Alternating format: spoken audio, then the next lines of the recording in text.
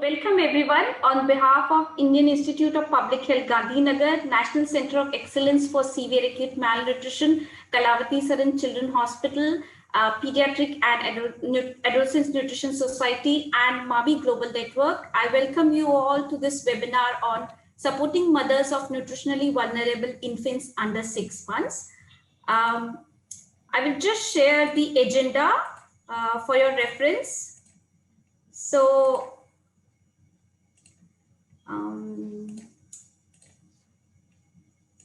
for the next 3 hours, we are going to, the program is this is for your reference. So we will have a quick round of introduction from the panel members, and then we will have our first session, which is inaugural session, and then technical session followed by panel discussion. So this is the agenda. And with this, without wasting much time, I think it is time for me to now invite Professor Dilip Mavlankar, Director IIPHG, to kindly address the participants. Over to you, Professor Mavlankar. Thank you very much, Ritu. I am greatly delighted as Director of Indian Institute of Public Health, Gandhinagar, to welcome all of you on the occasion of this breastfeeding week, where we are organizing with other partners this webinar on supporting mothers of nutritionally vulnerable infants under 6 months.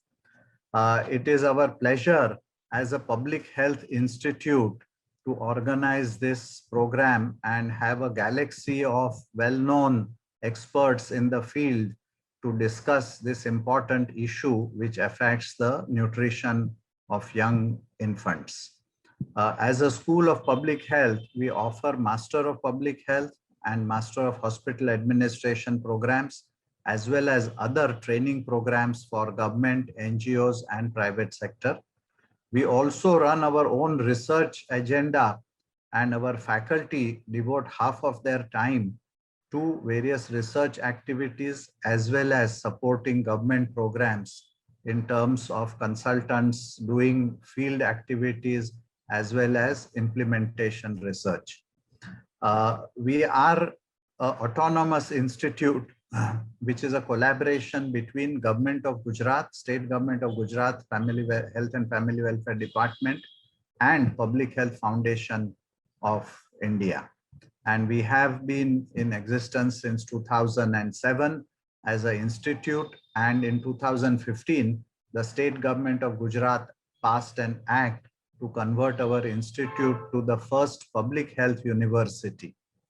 And since then, we have been running these master's level programs. So once again, with a very warm welcome, let me thank all the key speakers, dignitaries, as well as collaborating organizations for this webinar. Thank you very much. Thank you so much, Professor Mavlankar. I now invite Professor Praveen Kumar to kindly address the participants.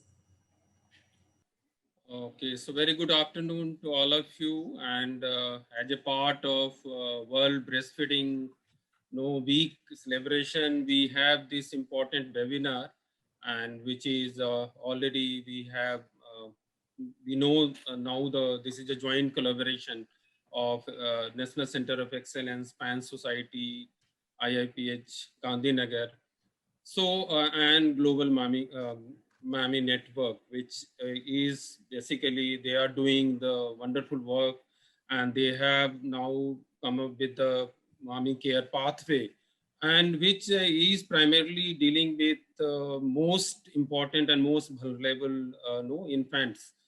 And the beauty they will talk about more in detail, but why I got interested, because many a times what will happen, we all will be talking that all mothers should breastfeed, but many a times we are not giving them the help which is required. And this is the first where we have integrated approach for both assessment of infants along with their mother. So we are assessing both of them, and this care pathway is talking about providing support to both mother and infant together. So we need these integrations some sort of time. Ma'am will talk more about this, Dr. Sumita Ghosh, ma'am. We have so many potential platforms, so I think I will request ma'am to talk about more that how we can best we can utilize. So with these initial remarks, I will also request Dr. A.K. Rawat sir, who is at present chairperson, Pediatric and Adolescent Nutrition Society, because we initiated in collaboration with PAN Society also to say his initial remarks. So over to Dr. A.K. Rawat sir. Thank you, Dr. Praveen. It's a moment of great pleasure for me as chairperson of the Pediatric Adolescent Nutrition Society of the Indian Academy of Pediatrics, that the nutrition should come back to the center stage. We have so many problems related to nutritional errors, and when the errors have already occurred, it takes a lot of time for correction. So the best time is to prevent them from occurring, prevent the growth faltering from occurring. And we hope that with our combined efforts, we will be able to ensure the normal optimum nutrition to all the babies right from birth throughout childhood. And we are very happy today. We have been, since in the morning, we have been able to, India has been able to secure a medal in hockey today after a gap of 41 years. So I congratulate you all. And I wish that if we can take care of the nutrition of all the babies who are born and throughout their childhood, in subsequent time, we may be able to win more medals. So I wish all the best, and it should be successful, and our efforts will certainly bring the results. Thank you very much. Over to Dr. Ritu. Thank you, Dr. Praveen. Thank you so much, Professor Praveen and Dr. Rawat sir, for these remarks. And it is time for me now to hand over to Marie, who is the co-chair of the MAMI Global Network. Over to you, Marie. Thank you, Ritu, and I'm both honoured and delighted to be participating in this MAMI this webinar today from India. Thank you, and so warm welcome from the MAMI Global Network. The MAMI Global Network is an international community of implementers, of researchers and policymakers really working together to improve policy and practice for small and nutritionally at-risk infants under 6 months and their mothers. And it began more than 10 years ago with just half a dozen people around a table who were worried about these infants and their mothers and really committed to making change happen. And we've grown into a MAMI Global Network since, with more than 200 people connected around the world. But we're still driven by the same spirit and openness and drive just to work together and to really connect across specialities, contexts and services to really transform the care of mothers and in early life nutrition and health. And we really see the mother and the baby as one. They come as a package, and the well-being of an infant is really intimately linked to the nutrition and well-being of the mother. So we really look to them as coming together as a package and managing them together, as Dr. Praveen said. As a network, we are looking to national governments for leadership, for evidence and experience. Your agenda is our agenda. And I am here today representing a network that really needs India to champion the support of these small and nutritionally vulnerable infants and their mothers, and really act on it and show us all how it's done. And I think that gold medal is a good omen. I think it's a sign that this is the time for it all stepping up. So thank you so much to the organising committee and for the dignitaries for inviting and connecting with us. And I'm really just so looking forward to listening and learning from you all today, and excited on the direction we can go here, and really to win those gold medals on behalf of the mothers and the infants in India and indeed in the world. Thank you. Thank you, Marie. So with this, we have come to the end of our first session. But before I hand over to Professor Praveen for the inaugural session, I would like to request all the participants to kindly introduce yourself in the chat box if you haven't done that already. So now we move on to session 2, and I now hand over to Professor Praveen Kumar to kindly introduce the mentors. Over to you, sir. Yeah, so thank you very much, Ritu. We welcome Dr. Sumita Ghosh, ma'am, for this inaugural function. Ma'am is Additional Commissioner in charge of Ministry of Health and Family Welfare Child Health Division. Ma'am is at present looking after child health, adolescent health, safe abortion services, and aspirational district program. So all these ma'am is taking care. Ma'am is a pediatrician by education and has more than 35 years of experience in training, administration in the government. And previously, ma'am also looked after several programs like family planning program, maternal death surveillance review program, and various training programs. So ma'am is really an apt person because we are talking about both at-risk infants and mothers. So very warm welcome to you, ma'am, for this inaugural function. Warm greetings to all of you and for this very aptly organized meeting supporting mothers of nutritionally vulnerable infants under 6 months. This is on the occasion of the breastfeeding week, and the theme of this year is again protect breastfeeding, shared responsibility, and the ministry has gone ahead with another theme for 2021, and that is ensuring early initiation of breastfeeding in both normal as well as cesarean deliveries, because we know that early initiation is a challenge in post-cesarean cases.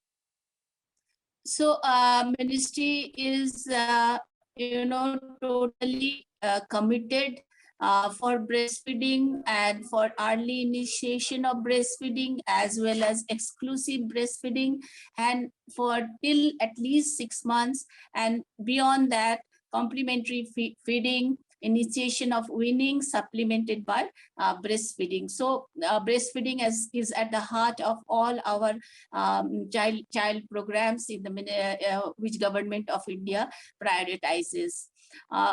We know pregnancy, lactation, early childhood, they are very critical periods and vulnerable periods as far as malnutrition is concerned.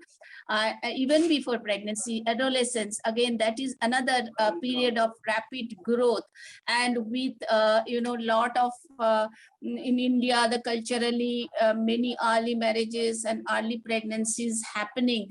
So again, that is an issue. So the approach is life cycle approach, and to break the chain of intergenerational malnutrition.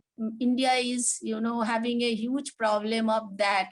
The adolescent girls malnourished already getting into a pregnancy that turns into a, again, pregnancy with malnourishment and micronutrient deficiency, especially anemia, and then again giving almost 50% of IUGR is because of maternal malnutrition, and that maternal malnutrition is giving rise to 15 to 20% of our newborns who are either either born preterm or low birth weight. So this is this intergenerational continuation. We have to break the chain and we have to take a life cycle approach. And breastfeeding is one very, very important, whether it is a preterm infant or it is low birth weight and or a normal baby. Breastfeeding is the solution, and that's why exclusive early initiation as well as exclusive breastfeeding is promoted through all our programs. It is very important that malnutrition be addressed, because directly or indirectly, around 50 to 60% of our under 5 mortality is caused due to malnutrition, because of malnutrition per se, or the infection or the immunocompromising situations which happen in such malnourished children. So this is again a very, very important issue for us. And the birth cohort, we have almost 27 million birth cohorts. So if we consider that, then the number of preterm, low birth weight malnourishment. It's a huge issue, and we address, we try to address, our efforts are to address it in the very holistic way. If we consider some data again, NFHS 4 data, at present we have the latest all over India data. NFHS 5 is also complete, but the reports of certain states are yet to be finalized and published. So NFHS 4 data says our early initiation, though our institutional delivery is almost 80% plus, our early initiation of breastfeeding is only, the data shows it's 41.5%. And talking about exclusive breastfeeding, it is 54.5%. Exclusive breastfeeding, it's the most cost-effective intervention for nourishment of the children, but and also for their physical growth, their psychological growth, their cognitive growth, as well as the contact they gave, the the various neurological aspects. So always breastfeeding is a very important issue, but exclusive breastfeeding till 6 months is better said than done, with the lifestyle of the women, with various other factors, as well as malnourishment in women. They all prove they prove challenging for exclusive breastfeeding. So a lot of counseling, lot of motivation needs to be added to all our programs for continuing this, because this is the solution. Coming to our programs, when we come to that, we have, as I said, all our programs are oriented towards it. The policy is zero separation, the considering the mother and child as a diet, which can be a unit which should be treated together.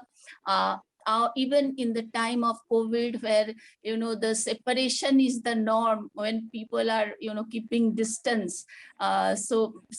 Here also our decision making trees are based on exclusive breastfeeding, as long as mother or the baby is totally incapable of doing that.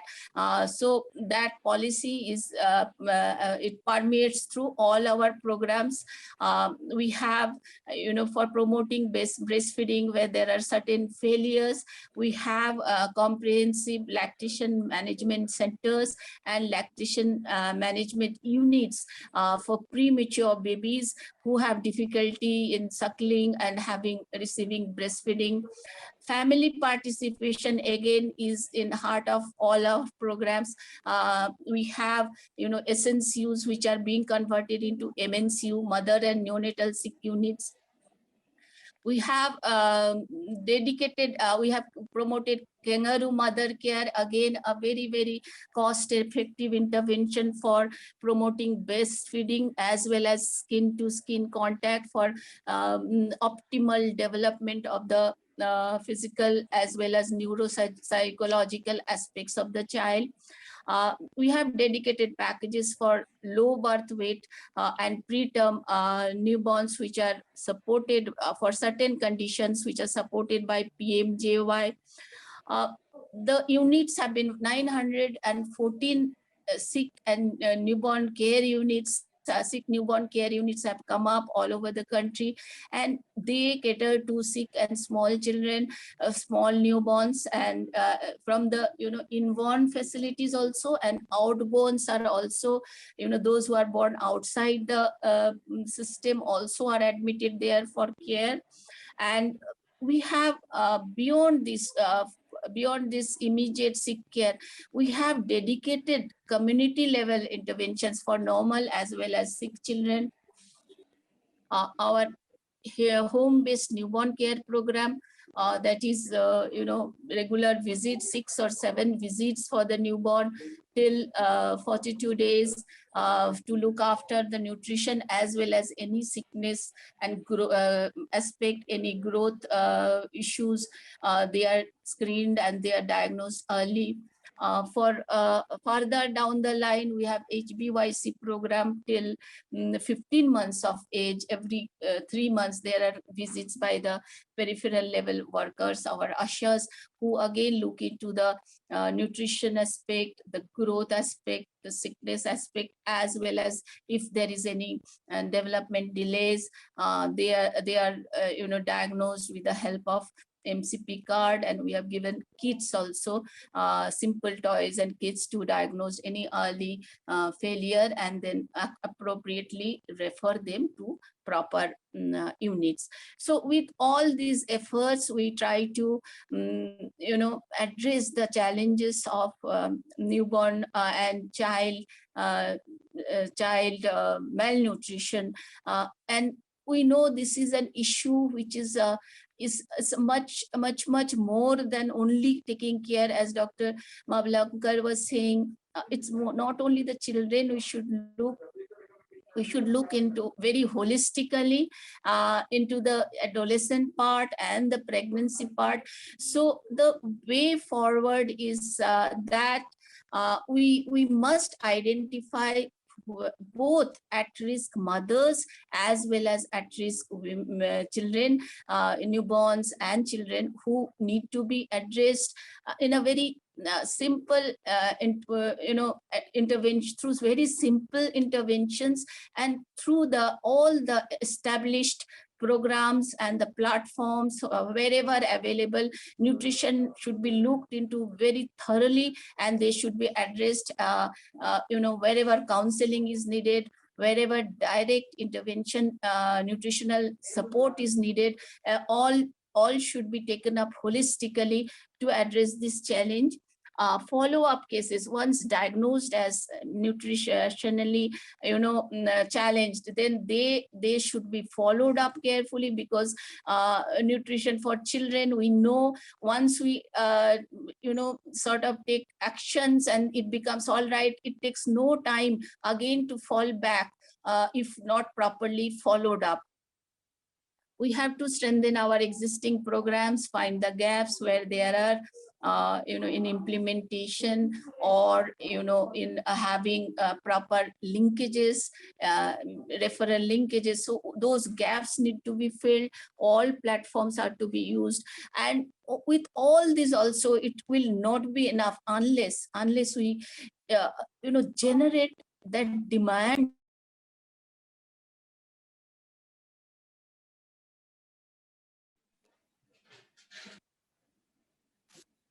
Because the demand part is very important. The health worker going, the social workers going, they can address to some extent, but when the demand comes from the mother, from the family, from the community, for having good nutrition and care seeking behavior for any kind of early signs for malnutrition. So that is the way forward. I do think the discussions today will encompass all these aspects, like which is needed actually to holistically sort out the issues with our malnutrition in under 5 children, and which is really that will give, that has the potential, if we can sort it out, if we can reduce the, frightening numbers, we can actually have, help the overall development of the children, and that will have potential for a very strong and powerful India, and for their vocation, for their career, for their education, and as aptly said today, for sports and physical activities, and for overall development of our future citizens. Thank you. I want to thank you for beautifully summarizing Government of India's programs and new initiatives to support small and nutritionally at-risk infants and their mothers. as you rightly highlighted, that we already have programs to support this particular group, but there are a few gaps here and there which needs to be filled, bridged, and I'm glad that we have this global MAMI care pathway, which offers the right opportunity to bridge those gaps. What we need and what we're trying to do through this discussion is just to find out in Indian context how we can, through our national health systems, how we can adapt this MAMI care pathway so that all these gaps are filled. So thank you. And also, I welcome Dr. Brandokumar sir, who is Director Professor and Head at Department of Pediatrics, Lady Harding Medical at Kalavati Saran Children's Hospital. Sir is taking care of emergency ICU and all whatever national program which we are doing is under sir's guidance and leadership. So very warm welcome to all of you, sir. So now I will request Dr. Brandokumar sir to give his opening address. So over to you, sir. Thank you, Dr. Praveen, and my regard to each one of you who is there connected on this webinar. And as we know, for last 2 years, we are passing through a very tough phase. And I know each one of us might have had either directly or indirectly affected by this pandemic which is being going on. So my heartfelt gratitude to everyone and the best wishes for good health in time. Now, this webinar, as we have already talked about, on supporting the mothers of nutritionally vulnerable infants and under 6 months of age, is a very important topic for being discussed all across the universe. And we know because there are situations and there are places where a lot of children, they are losing their life only because they are not being adequately supported during this phase of life. And we all know from the time of conception, the baby has to be taken care of. And it's very important, as Dr. Malnutrition has said, that probably we need to have a tie-up with our obstetrician colleague as well. And because the purpose is to make all the babies survive and fruitful, healthy life. So this is a joint collaboration who is organizing. You all know the IIPHG Nutrition Chapter, the Indian Institute of Public Health, Gandhinagar, and of course the MAMI Global Network, and our center, the National Center of Excellence for Management of Children with Severe Acute Malnutrition. And at our place, which is called Kalavati Saran Children's Hospital, is a 395-bedded exclusively pediatric hospital, and we take care up to 18 years of age. So taking from just day 1 to 18 years of age, we provide care. So potentially we are also helping the potential mothers who are entering into the adulthood. So that's a real thing at our place. Many hospitals, they are not taking up to 18, but we do take care of them. And we also started the National Center for Management of Severe Acute Malnutrition way back in 2012. And now we are running very successfully. We are able to make a lot of children survive. And we are also providing training to all who are coming in touch from the district level, peripheral level, or the medical college level. So all possible support which we can provide to everyone, anyone who comes in our touch, we are very delighted to do that. So it's a service we are able to provide to the community as such. And we are also having a dedicated center for supporting mothers for feeding advice, which is called the Infant and Young Child Nutritional Care Support Center, IIPHG. And this is also running very successfully. All mothers who are coming to the outdoor care, they are being the screen for any possible feeding problems. And if we find any mother is having difficulty, we do send these mothers to that center, and then we try to take care of them. And now coming to the global perspective, we all know that breastfeeding is very important, and we are celebrating breastfeeding week in the first week of August, not this year, but every year.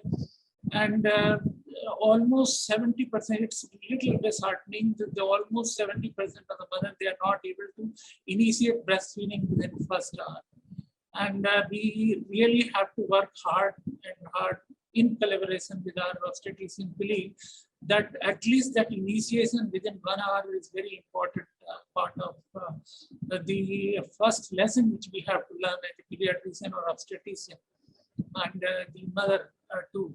And in our country, circumstances, or all developing countries, possibly circumstances are not good, and almost 50% they don't sustain for exclusive breastfeeding for 6 months or days. So these are two very disturbing facts which we have to provide a solution, and that can only be done by doing a networking, education, and involving more and more hands together, so that we can reach to the rarest possible person who is there on earth, and we can help everyone with this regard. So I'm sure this webinar, which is going to be a very fruitful exercise, and we have experts in their own field, and they are doing good work, not only the internet or bookish knowledge, but the ground level experience they have. And it will be very nice and fruitful to each one of us to learn from each other. And I wish all the success to this webinar. And thank you everyone on this platform for being here with us and making this program to be a success. Thank you very much. Over from my side. So thank you, sir, for your address. So now I will request Dr. Sumita Ghosh, ma'am. She is with us in spite of busy schedule. I know ma'am is busy with all parliament session going on. So over to you, ma'am, for your keynote address. Over to you. Thank you, Dr. Praveen.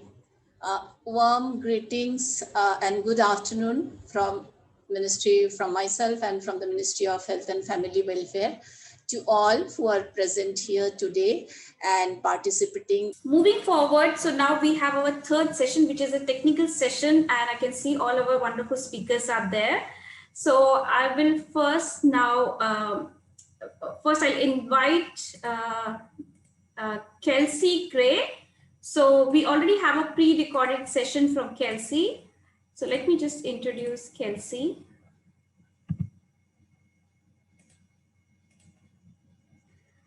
So Kelsey is ENN, that is Emergency Nutrition Network's MAMI Global Network Coordinator. Central to this position is coordination of effort across a range of participants working in research, policy, and programming around the management of small and nutritionally at-risk infants under 6 months and their mothers, which is otherwise known as MAMI. Kelsey joined Emergency Nutrition Network from the London School of Hygiene and Tropical Medicine, where she completed her master's in nutrition for global health. And thereafter, she worked as a research assistant. And prior to this position, she was a technical advisor at Nourish Global Nutrition, working on nutrition research and programming in consultation with UNICEF. So not only this, I think Kelsey played a major role in leading a scoping review on key consideration regarding how to develop a patient management tool. And based on that work, the MAMI care pathway has been developed. So it's very much evidence-based. I now request our IT team to kindly play the video. And just to let our participants know, so Kelsey is on board. It's just that to save time, we have already this pre-recorded video. But if you have any questions, do post them in the Q&A box, and Kelsey will be there to answer. Over to you, Jignesh bhai. This presentation will give an overview of the MAMI Care Pathway Package. MAMI stands for the Management of Small and Nutritionally At-Risk Infants Under 6 months and Their Mothers.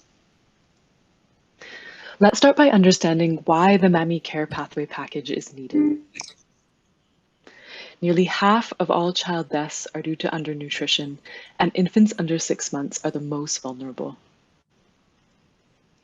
About 1 in 5 infants under 6 months is small and nutritionally at risk. These infants are at higher risk of sickness, death, and poor development. They may be born small and at risk, such as low birth weight and preterm infants, or may develop nutritional risk after birth. They might be wasted, stunted, or underweight. Despite the millions of infants and their mothers in this situation worldwide, many don't get the care that they need to survive and thrive. This is because there is a serious gap in care for these infants and their mothers, especially in community services and after the newborn period. Immediately after birth, infants and mothers are supported in newborn and early postnatal care services.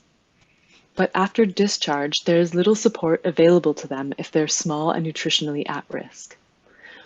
Routine IIPHG counseling isn't sufficient to meet their complex needs.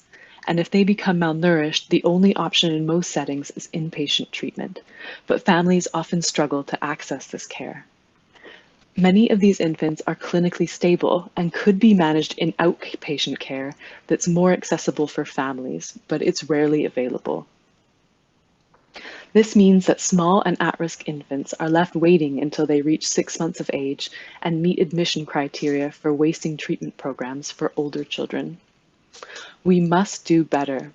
We're missing opportunities to support at-risk infants and mothers in this critical period. This leaves fragile infants and their mothers vulnerable during one of the most challenging periods in life. Let's look at an example of why MAMI is needed. Imagine 4-month-old Zala and her mother Ida. Zala was born with tongue tie, a common condition that can make it difficult to breastfeed. Ida struggled to breastfeed Zala and became anxious as she watched her daughter become thin and fail to grow. She attended IIPHG counseling at the local health center and received advice on breastfeeding, but Zala wasn't checked for tongue tie and breastfeeding continued to be a struggle. Ida decided to stop breastfeeding and give Zala formula because she was worried about how thin she had become. The formula was expensive and the family struggled to afford it, but they saw no other way. Soon, Zala developed diarrhea and the family took her to the health center for treatment. The costs of getting to the health center and medication were a burden on the family.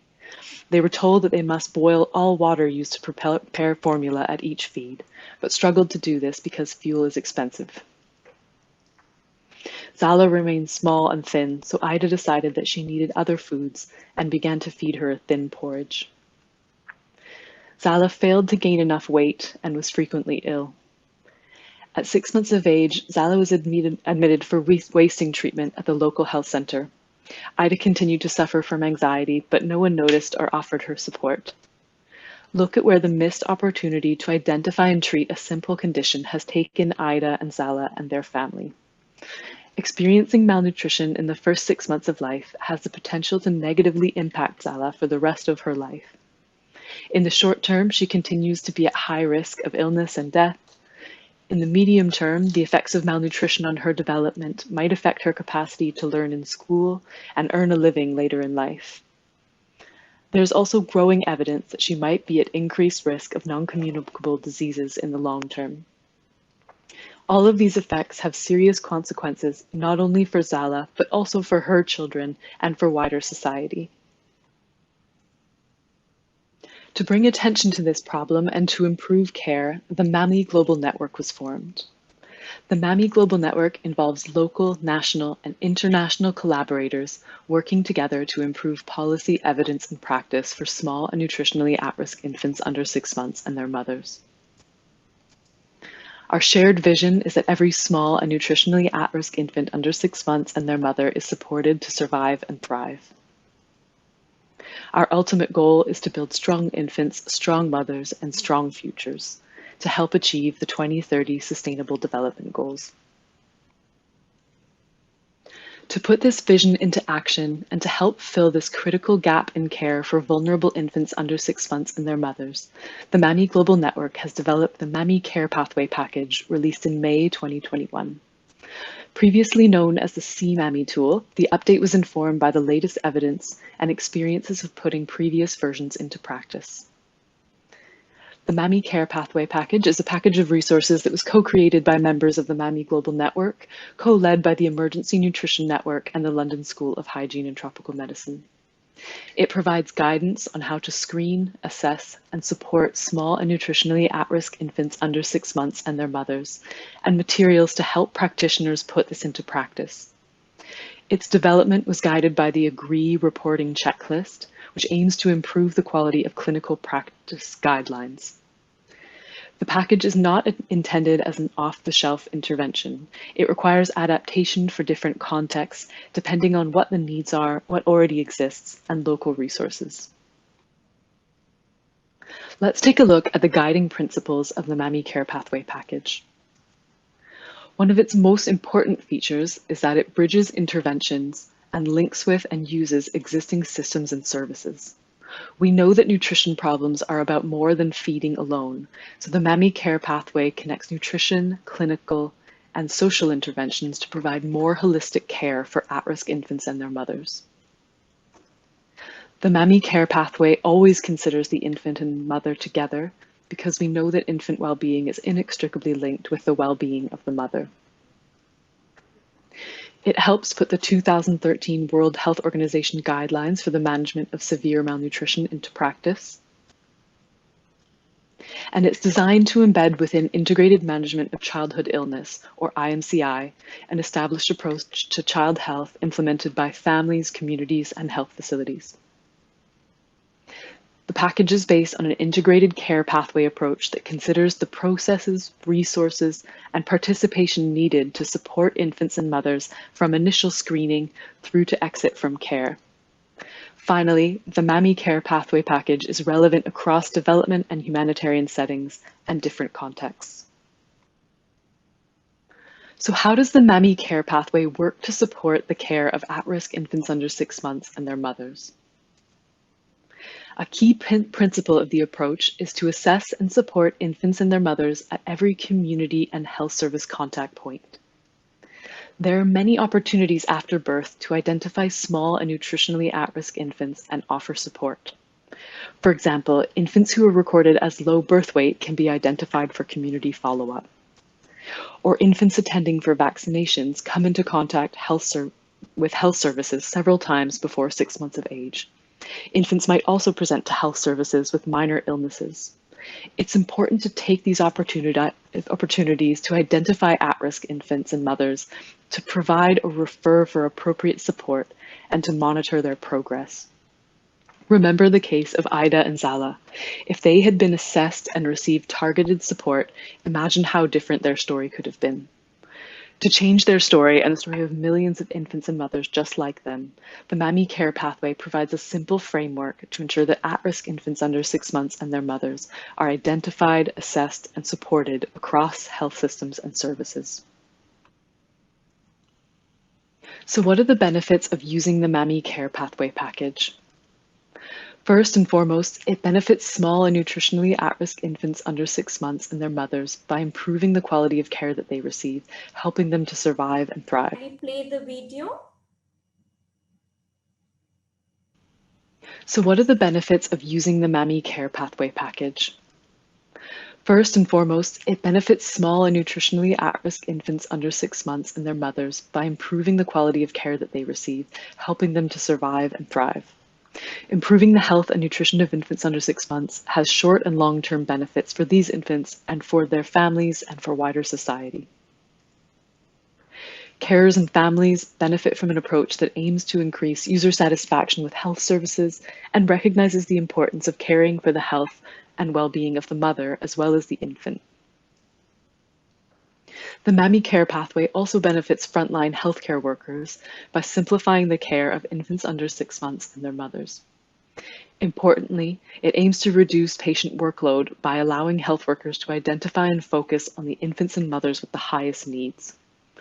It recognizes that supervision and referral services can be limited and that isolated health workers need a simple how-to guide. It increases job satisfaction by offering easy-to-follow guides and solutions to deal with complex problems. This helps to ensure that serious underlying conditions are not missed, a situation that can create stress for health workers. The MAMI Care Pathway also offers a way to improve communication and collaboration with colleagues in other related health and social services. For service managers, the MAMI Care Pathway provides a ready-made suite of materials and resources to help implement improved care for infants under 6 months and their mothers. It also makes it easier to audit programs and monitor performance. Policymakers and researchers can also benefit. The package translates existing policies for frontline field use, helps generate evidence that's needed for future scale-up, and bridges existing services. Let's look more closely at where the MAMI Care Pathway fits in the wider health system. It fits in at the community, primary, secondary, and tertiary levels of healthcare. The core MAMI Care Pathway activity months age periods. At tertiary level, if an infant is born small and at risk or admitted with a complication, they can be managed in line with the MAMI Care Pathway. At secondary and primary level, they can be identified and supported in outpatient MAMI care. And at community level, screening can be used to identify at-risk infants and mothers as part of community services like growth monitoring and IIPHG, and then referred for assessment at primary level facilities. We should also look to identify at-risk infants at an earlier stage by building links with antenatal care and birth services. For example, multiple pregnancies are at higher risk, so this is an opportunity to link with MAMI services for ongoing support once these babies are born. These linkages can also be established at community level. For example, referral of small and sick newborn infants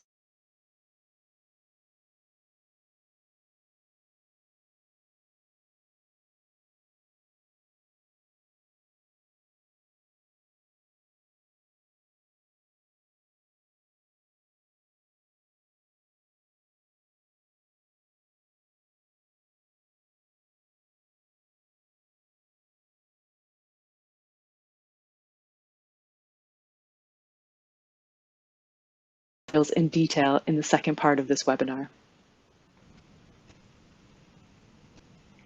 There are many initiatives and strategies across nutrition and health with which we share a common vision and principles and support delivery of actions. For example, the MAMI Care Pathway supports the UN Global Action Plan on child wasting to accelerate progress in preventing and managing child wasting. It's consistent with the Every Woman, Every Child global strategy for 2016 to 2030, which advocates for collective action to support infants and mothers to survive and thrive and to transform their care. It also upholds the vision of the Every Newborn Action Plan to reduce mortality and secure the best start in early life. Through the MAMI Care Pathway, we can support continuity of care with neonatal services for infants born at highest risk. Consistent with the Small and Sick Newborns Initiative, we can help small and sick newborns survive and thrive through quality healthcare in the community with the mother-infant pair at its center. We also share the vision of the Nurturing Care for Early Childhood Development framework to help children survive and thrive to transform health and human potential. The MAMI Care Pathway package targets nurturing care to at-risk infants for whom support for development is a One frequently asked question about the MAMI Care Pathway package is how it fits with other related IIPHG. It provides specialized IICF counseling tailored to the individual mother-infant pair, while IICF programs provide more general support. It refers directly to IMCI for clinical assessment, analysis, and action, and embeds the IMCI approach within the materials, providing further depth to MAMI components of care, such as feeding support, maternal mental health, nurturing care, and infant sleep. The MAMI Care Pathway brings together key elements from other approaches too, such as nurturing care for early childhood development and maternal mental health. The package can also be used for outpatient and inpatient care. By bringing these elements together in a coherent whole, the MAMI care pathway helps unify these implementation of what works and how in different settings. You can download the MAMI care pathway package at ennonline.net/MAMI care pathway. We'll use your learning to shape future versions of the MAMI care pathway package, so please share your experiences and questions. You can join the MAMI Global Network by contacting the MAMI Global Network coordinator at mami@ennonline.net. You can post any questions on the dedicated MAMI area of ENN's online technical forum and net. And for more information on the MAMI Global Network and how we work across evidence, policy, and practice, please visit our website. We would like to acknowledge our funders, the Eleanor Crook Foundation, Irish Aid, and the Waterloo Foundation for their generous support. And many thanks to the members of the MAMI Global Network who are responsible for an immense collective action to develop the MAMI Care Pathway package. Thank you for listening, and we now welcome any questions and discussion. Thank you so much. So we now had managed to play that video. So in the interest of time, what we can do is, because I can't see any questions in the Q&A, maybe you posted them in the chat box. Can I request you to please post your questions in the Q&A box, because that way we can address them there. So Kelsey, would it be okay if we move forward, and meanwhile the presentation is going, if people have questions related to care pathway, they will post and you can respond. And if we have time in the end, we can take questions then. Okay, thank you so much, Kelsey. So yes, if you have any questions, please feel free to post them in the Q&A. I now invite Hattie Bartop to present next. So let me just give you a background of Hattie.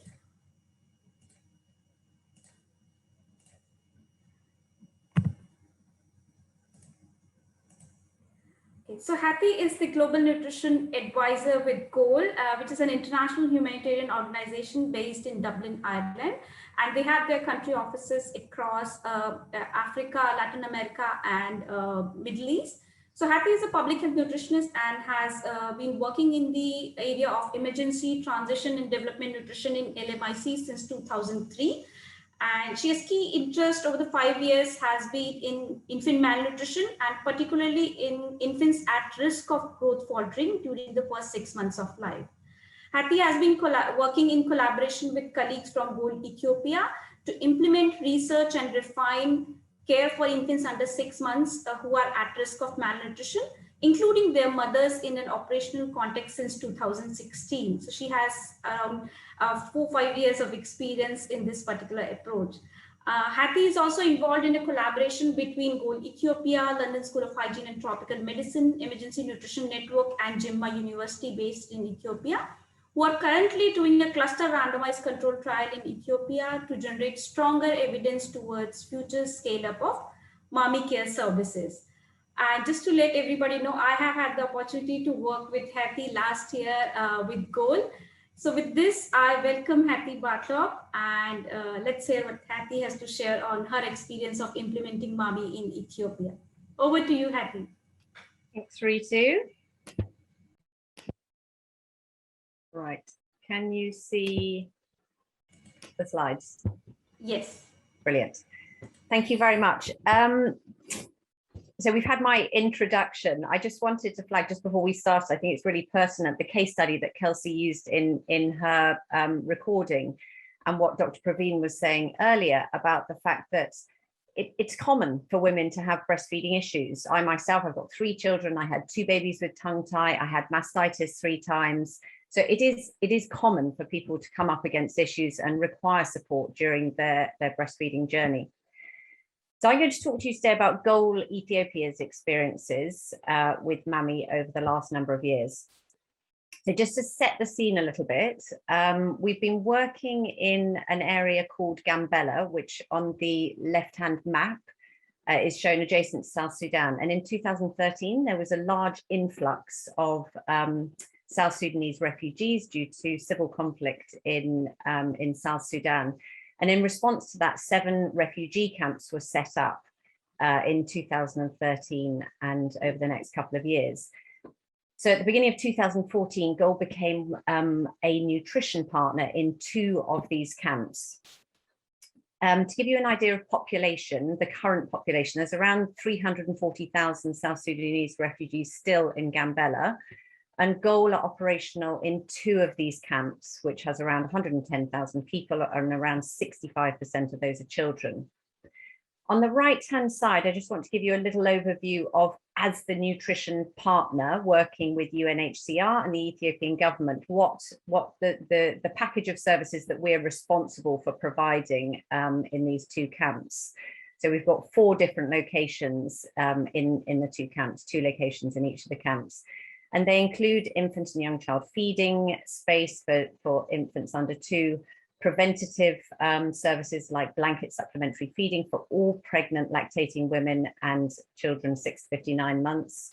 Then the therapeutic services in dark green, so targeted supplementary feeding for moderate acute malnutrition, an outpatient therapeutic program for severe uncomplicated acute malnutrition, and then a stabilization center and inpatient for complicated severe acute malnutrition.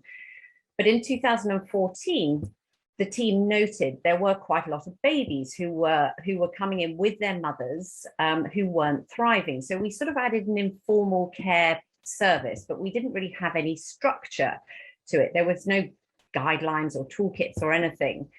So in 2016, January of 2016, this is when we first got our hands on the first iteration of the MAMI tool, and this actually provided us with some structure to the service that we were providing. So this slide just shows you where all those services are nested, and it gives you an idea of what the operation looks like in one of the nutrition sites in Gambela. This slide just takes you through the key steps, again, to give you a sort of visual idea of what it looks like. So when we're identifying cases, how we do the assessment, and then the counselling support. So if we start on the top left-hand side, this shows an example of a community health worker actively case finding cases in the community. So spending time with mother and child to assess risk at a community level. If there is a perceived risk through that point of contact, they will be referred to the MAMI service. So you can see the bottom image in the bottom left-hand side. This is obviously during COVID times where there's social distancing.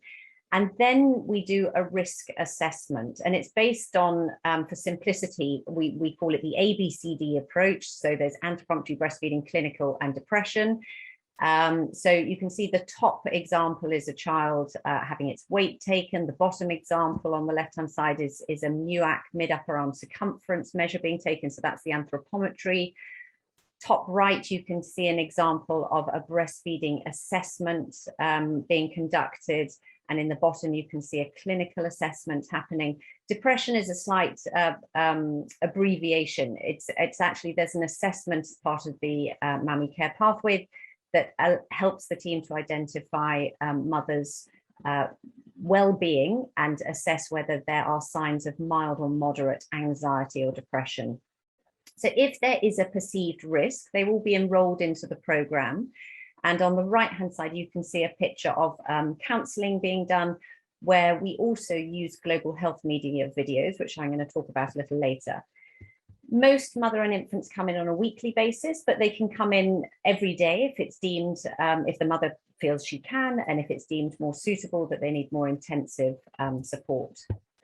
So I've just got 2 slides now, just to again, so you can see what it looks like in practice. This is pre-COVID times. This is another one of the 4 sites on the top left. This is a mother at the bottom who's taking her own child's MUAC measurements.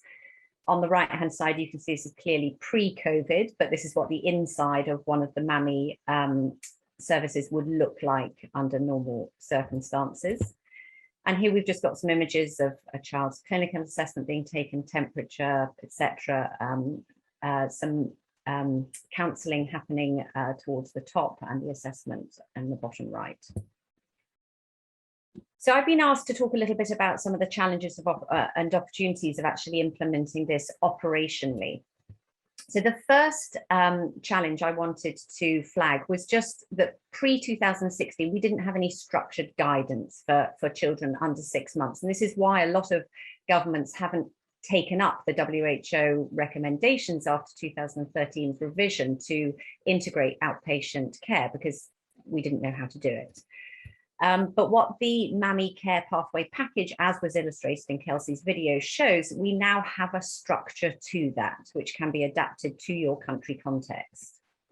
So the second challenge was an evident problem with infant malnutrition, but a dearth of data. So as Dr. Praveen said at the start, we know mothers should breastfeed, but there are a lot of mothers who don't for a multitude of different reasons. So what we wanted to do was to try and collect some operational data. So we invested in data collection in 2017, but this was all paper-based. And we noted there were lots of incorrect data captures, coding errors going on, etc. So what we did is we replaced the paper-based data capture with a platform we were using Comcare to collect data, which uses skip logic and various parameters on data, so to limit the errors that people could make, and also to automatically calculate certain markers like age, etc. once they put birth weight in. This is then linked to an analytics platform called Power BI. So again, a lot of the automatic program data is automatically analyzed.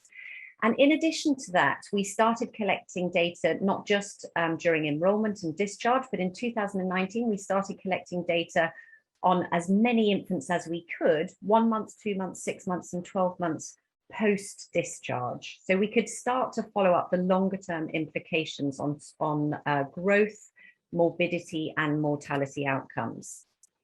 And in the intro, Ritu already mentioned that in 2019, in collaboration with the London School of Hygiene, Tropical Medicine, Jimma University in Ethiopia, and the Emergency Nutrition Network, we have collaboratively started a randomized controlled trial in Ethiopia to try and synthesize a stronger evidence base to inform scale up within the Ethiopian context.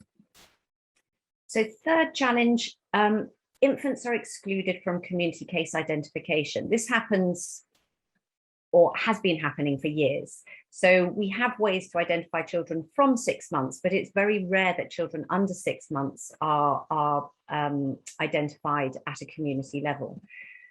So what we did in 2019 was develop or adapt the standard MUAC tape, which you can see on the bottom is an enumerated version, and then a non-enumerated version right at the bottom, version of the standard UNICEF tape with cutoffs at 11.5, 12.5 centimeters for children 6 to 59 months, and the PLW pregnant lactating woman cutoff at 23 centimeters.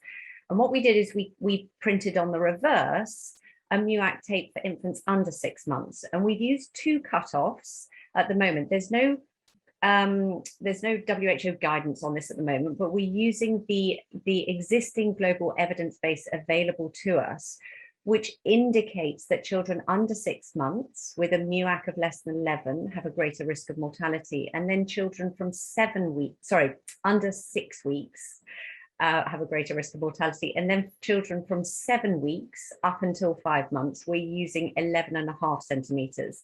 And the little syringe there is there just as a reminder to mothers, that's the point of first vaccination at 6 weeks. So once they've had their vaccine at 6 weeks, you then move on to the higher cutoff of 11.5. And on the right-hand side, you can see we've used, this is a health worker in the white bib who's training a mother in the community how to identify, how to use the MUAC at home. So we've distributed MUAC tapes, MAMI MUAC tapes, to all mothers, so they can use it for themselves, for older children, but also for their infants under 6 months. The penultimate challenge was the IYCF counsellor workload. Now, this is where, in our context, it's integrated into the services provided by the IYCF counsellors because they're already adept at counselling. But in other contexts, we would probably see this being integrated into IMCI clinics. So counsellor workloads and the limitations of didactic education, because obviously the quality of counselling is completely dependent on the individual. So we wanted to recognise there were limitations here. So what we did is we started using, or we included the use of global health media videos. And in the presentation, which you'll have after, you can click on this, it takes you through to global health media videos. It's a platform of a multitude of different videos, whereby there are specific videos for breastfeeding. You can see them illustrated here in the graphic. And they are already translated into multiple languages. Hindi is one of the languages there, but there are multiple different languages already. And the nice thing about these is they depict mothers from all sorts of different backgrounds. And actually, funnily enough, this is one of the things picked up by the mothers when we did some qualitative research. They said it's nice to see mothers from all around the world. It affects all of us. The same problems affect all of us. It's not just me in this context. It's the same all over. So we did some qualitative research around the use of the videos, around their utility and their efficacy, etc. And of really paramount interest was the mothers said they liked how real the videos were. They liked being able to practice the behaviors whilst watching the videos, and they found them easy to follow and remembered much more, which I think is absolutely critical. The health workers also came back with very positive feedback. They said the videos were comprehensive. They saved them valuable time. And not only with delivering the counselling themselves, but actually in persuading mothers to actually stay for counselling, because it's a sort of non-tangible program. They're not getting stuff which a lot of people are used to. They actually enjoyed watching them, and health workers said, you know, they were an incentive effectively. So the last challenge was the standardization needed across camps and services. So just very quickly, this is where Ritu was involved, and Ritu actually delivered a training to all the partners working across all of the camps within Gambella, who were tasked with providing MAMI services. So there is some continuum of care across all the services and active working groups. This slide just enables you to see some of the peer-reviewed publications that have been published over the last year or so, some of the trade articles which are in Field Exchange, which can be found on the Emergency Nutrition Network website, and some of the webinars and podcasts, etc. And all of those are interactive if you click on them. So just lastly, green is where we've come. We historically, infants under 6 months were treated as inpatients. So we had no coverage, we weren't identifying children. In 2013, WHO updated their guidance, advocating for outpatient care. So the first milestone was the MAMI version 1 tool in 2015. In 2018, this was then revised through an external evaluation. In 2019, this is when we started implementing the RCT as a research group, as I mentioned earlier. In 2021, we had the development of the MAMI care pathway, which Kelsey has just presented. And prospectively, next year, the World Health Organization are updating their guidance for infants under 6 months. And what we hope the RCT and the operational research that's been ongoing in Gambella will contribute to is the integration of a MAMI service within the Ethiopian National Health System. So the last slide is just to say thank you to all of these donors and supporting partners. And I wanted to include a little picture of this chap who's called Kuthaka Hoff, who was admitted at 2.4 kilos at 1 month old. And this is him at 6 months old. So just a nice little picture to finish off. Thank you. Thank you, Hetty, for the wonderful presentation and sharing Goal's experience. I think Goal's experience is an excellent example for all of us to see what are some of the areas where we can find some challenges and where are the opportunities for us. So now it is up to us, whether we are working in Gujarat or in different states of India, Bihar, Madhya Pradesh, Rajasthan, that this is how people have done it, and we need to see how we can adapt this given our context. So thank you so much for that, Kathy. I can see there is a question in the Q&A box. I request Dr. Rajesh Sinha to kindly moderate the question, and maybe we can take this, Kathy, and then we will move to Dr. Vani Sethi's presentation.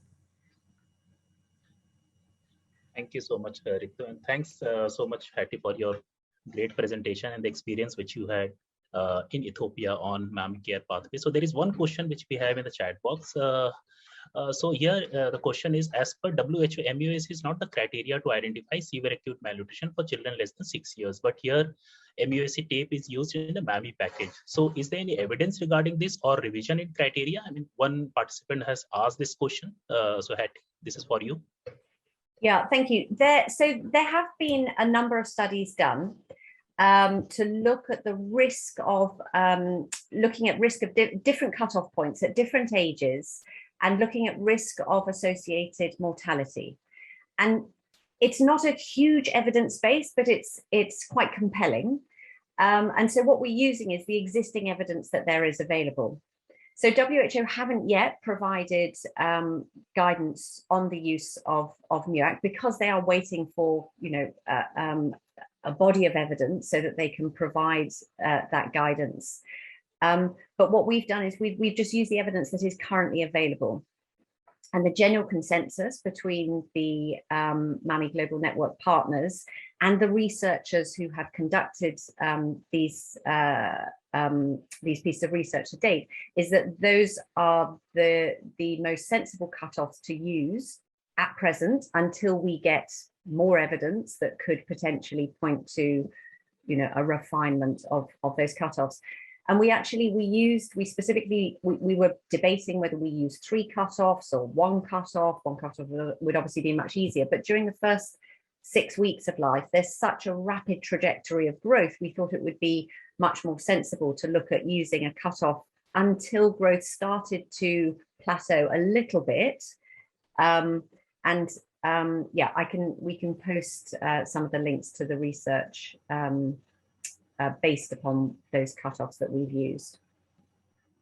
Thank you, Hattie. Just to add on that, so because we are still operating in COVID context, last year around August 2020, UNICEF and WHO released a guideline on early identification, prevention, and management of severe acute malnutrition or wasting among under 5 children through the national health system. And in that guideline, these cutoffs were mentioned that this is one of the options given COVID condition, that these can be used until we have a COVID condition and until we want to take care close to the community.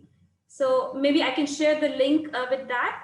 And there's another session on WHO guideline update. So we will talk about something like what is WHO that they're doing with respect to these, how to define and how to identify growth faltering or wasting in this particular age group. Right, Ritu. So thanks a lot, Hattie.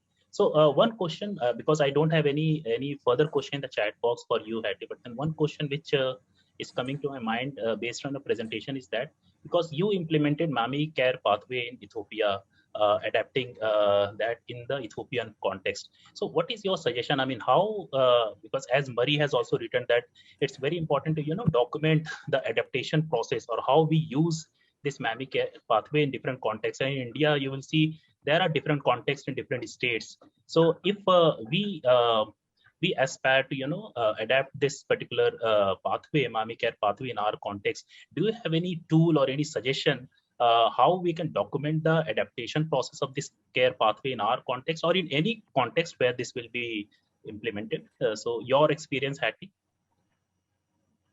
I think, probably most pertinent would be the randomized controlled trial that we're in the throes of implementing at the moment. So the RCT hasn't actually started, but what we have done is, or what we're in the process of doing at the moment, is developing tools for a feasibility study to understand what the context is in 2 very sort of disparate geographical contexts within Ethiopia, so that we can understand how the pathway should be or can be best integrated with the existing packages of services there, with the cadre of workers that are there, how clinics are run, times that people are available, the number of people available, etc. So this feasibility assessment will inform the specific training that is going to be delivered for the nurses that will be involved in actually delivering the MAMI care pathway, which in this context will be IMCI nurses, because we want it to be seen as an integrated part of the care package, not as a sort of nutrition tack on sort of, which has happened for years. Nutrition's been seen as a sort of an aside from primary healthcare, and over the last 20 years we've sort of had to try and force in CMAM in many contexts as part of that. So we want it to be that there are so many different points at which mothers and their infants can be identified at risk. It should just be part of the consolidated package of health services that's provided, and there are multiple points of opportunity that we can identify those. So I think that contributes to the adaptability of it. I'm not sure if that answers your question. Yeah, I think it's quite helpful, Hattie. So Mary is also want to make a point on MUSC. Mary, can you? Thank you, Dr. Singh. Just a word on the mid-upper arm circumference and MUAC, and just building on what Hattie said. Most of the evidence that we're drawing upon, as Hattie says, is compelling, but is mainly from Africa, and so we really need to build the evidence in Asia.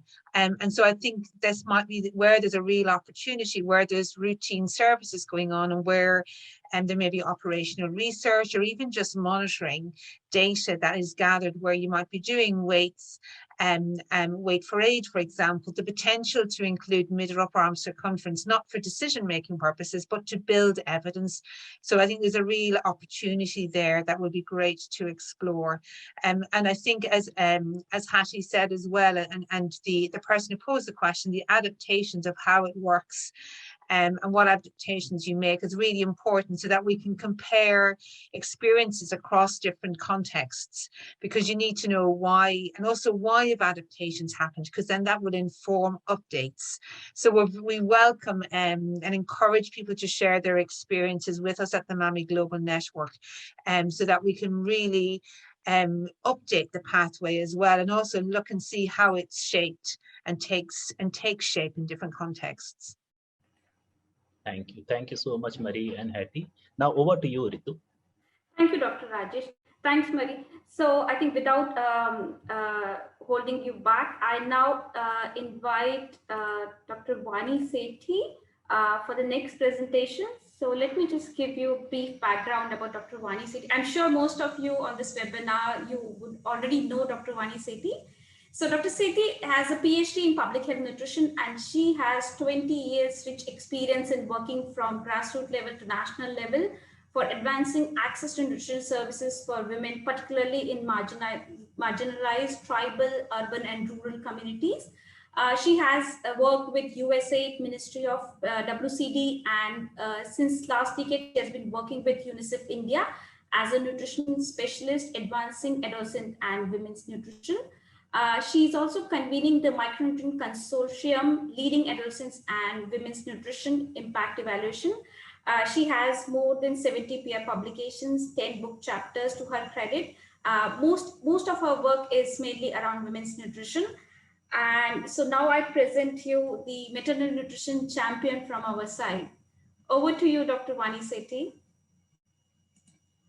And I'll just share her slides to let me know when I need to change the slides. Thanks, Ritu. I convene the Maternal Nutrition Consortium, not the Micronutrient Consortium, but so just to let people know. Thank you for having me here. What I'm going to really do is to share a collective work started in September 2016 by 3 people who we reached out to, that something needs to be done to systematize the work on women's nutrition before, during, and after pregnancy. The first is Dr. Praveen Kumar from the Kalavati Saran Children's Hospital, a pediatrician. The second is Manju Puri, gynecologist heading Lady Hardinge Medical College. And the third is the nutrition and dietetic expert, Dr. Neena Bhatia, who was the head of the department of Lady Irwin College. That it's important that we need the dietetics, gynacs, pediatricians to all come together to see what's happening on maternal nutrition and systematize and algorithmize the process so that it can be mainstreamed into public health systems. And that's where people like us come in, who take the expert advice, take it down into the field for rollout. So what I'm going to share is a 5-year synthesis. Friends and colleagues, women's nutrition is during pregnancy, which is 3 trimesters, after pregnancy, which we call the 4th trimester, oftentimes missed because once the child is born, you're only thinking of the child and not the mother. And before pregnancy, that is preconception and adolescence. So what I'm going to walk you through is the efforts largely started in the 4 trimesters in the life stage of a woman. And I will limit our conversation today to children 0 to 6 months and facility-based care, and helping you see the landscape of the work that is done and adapted, and some lessons, learnings, suggestions for the MAMI Care Pathway group. Next slide, please. Many children are at nutrition risk when they are born and even before they are born. We know that the first trimester is so important for fetal stunting prevention, third trimester so important for fetal wasting prevention. We know that much of the damage is done in the first 90 days. So why does maternal nutrition matter? It matters for prevention. Oftentimes, child-centric programs miss out the moms. The mom is sitting, the child is sitting. You're providing counseling to the mom for the child, but not to her herself in terms of a human rights perspective. If you look at one risk, say wasting, which you can see on the slide here, of all the Indian children that are wasted, so in 6 to 59 months, we know that 8% of the children are suffering from severe wasting. In 0 to 6 months, this percentage increases to 14%.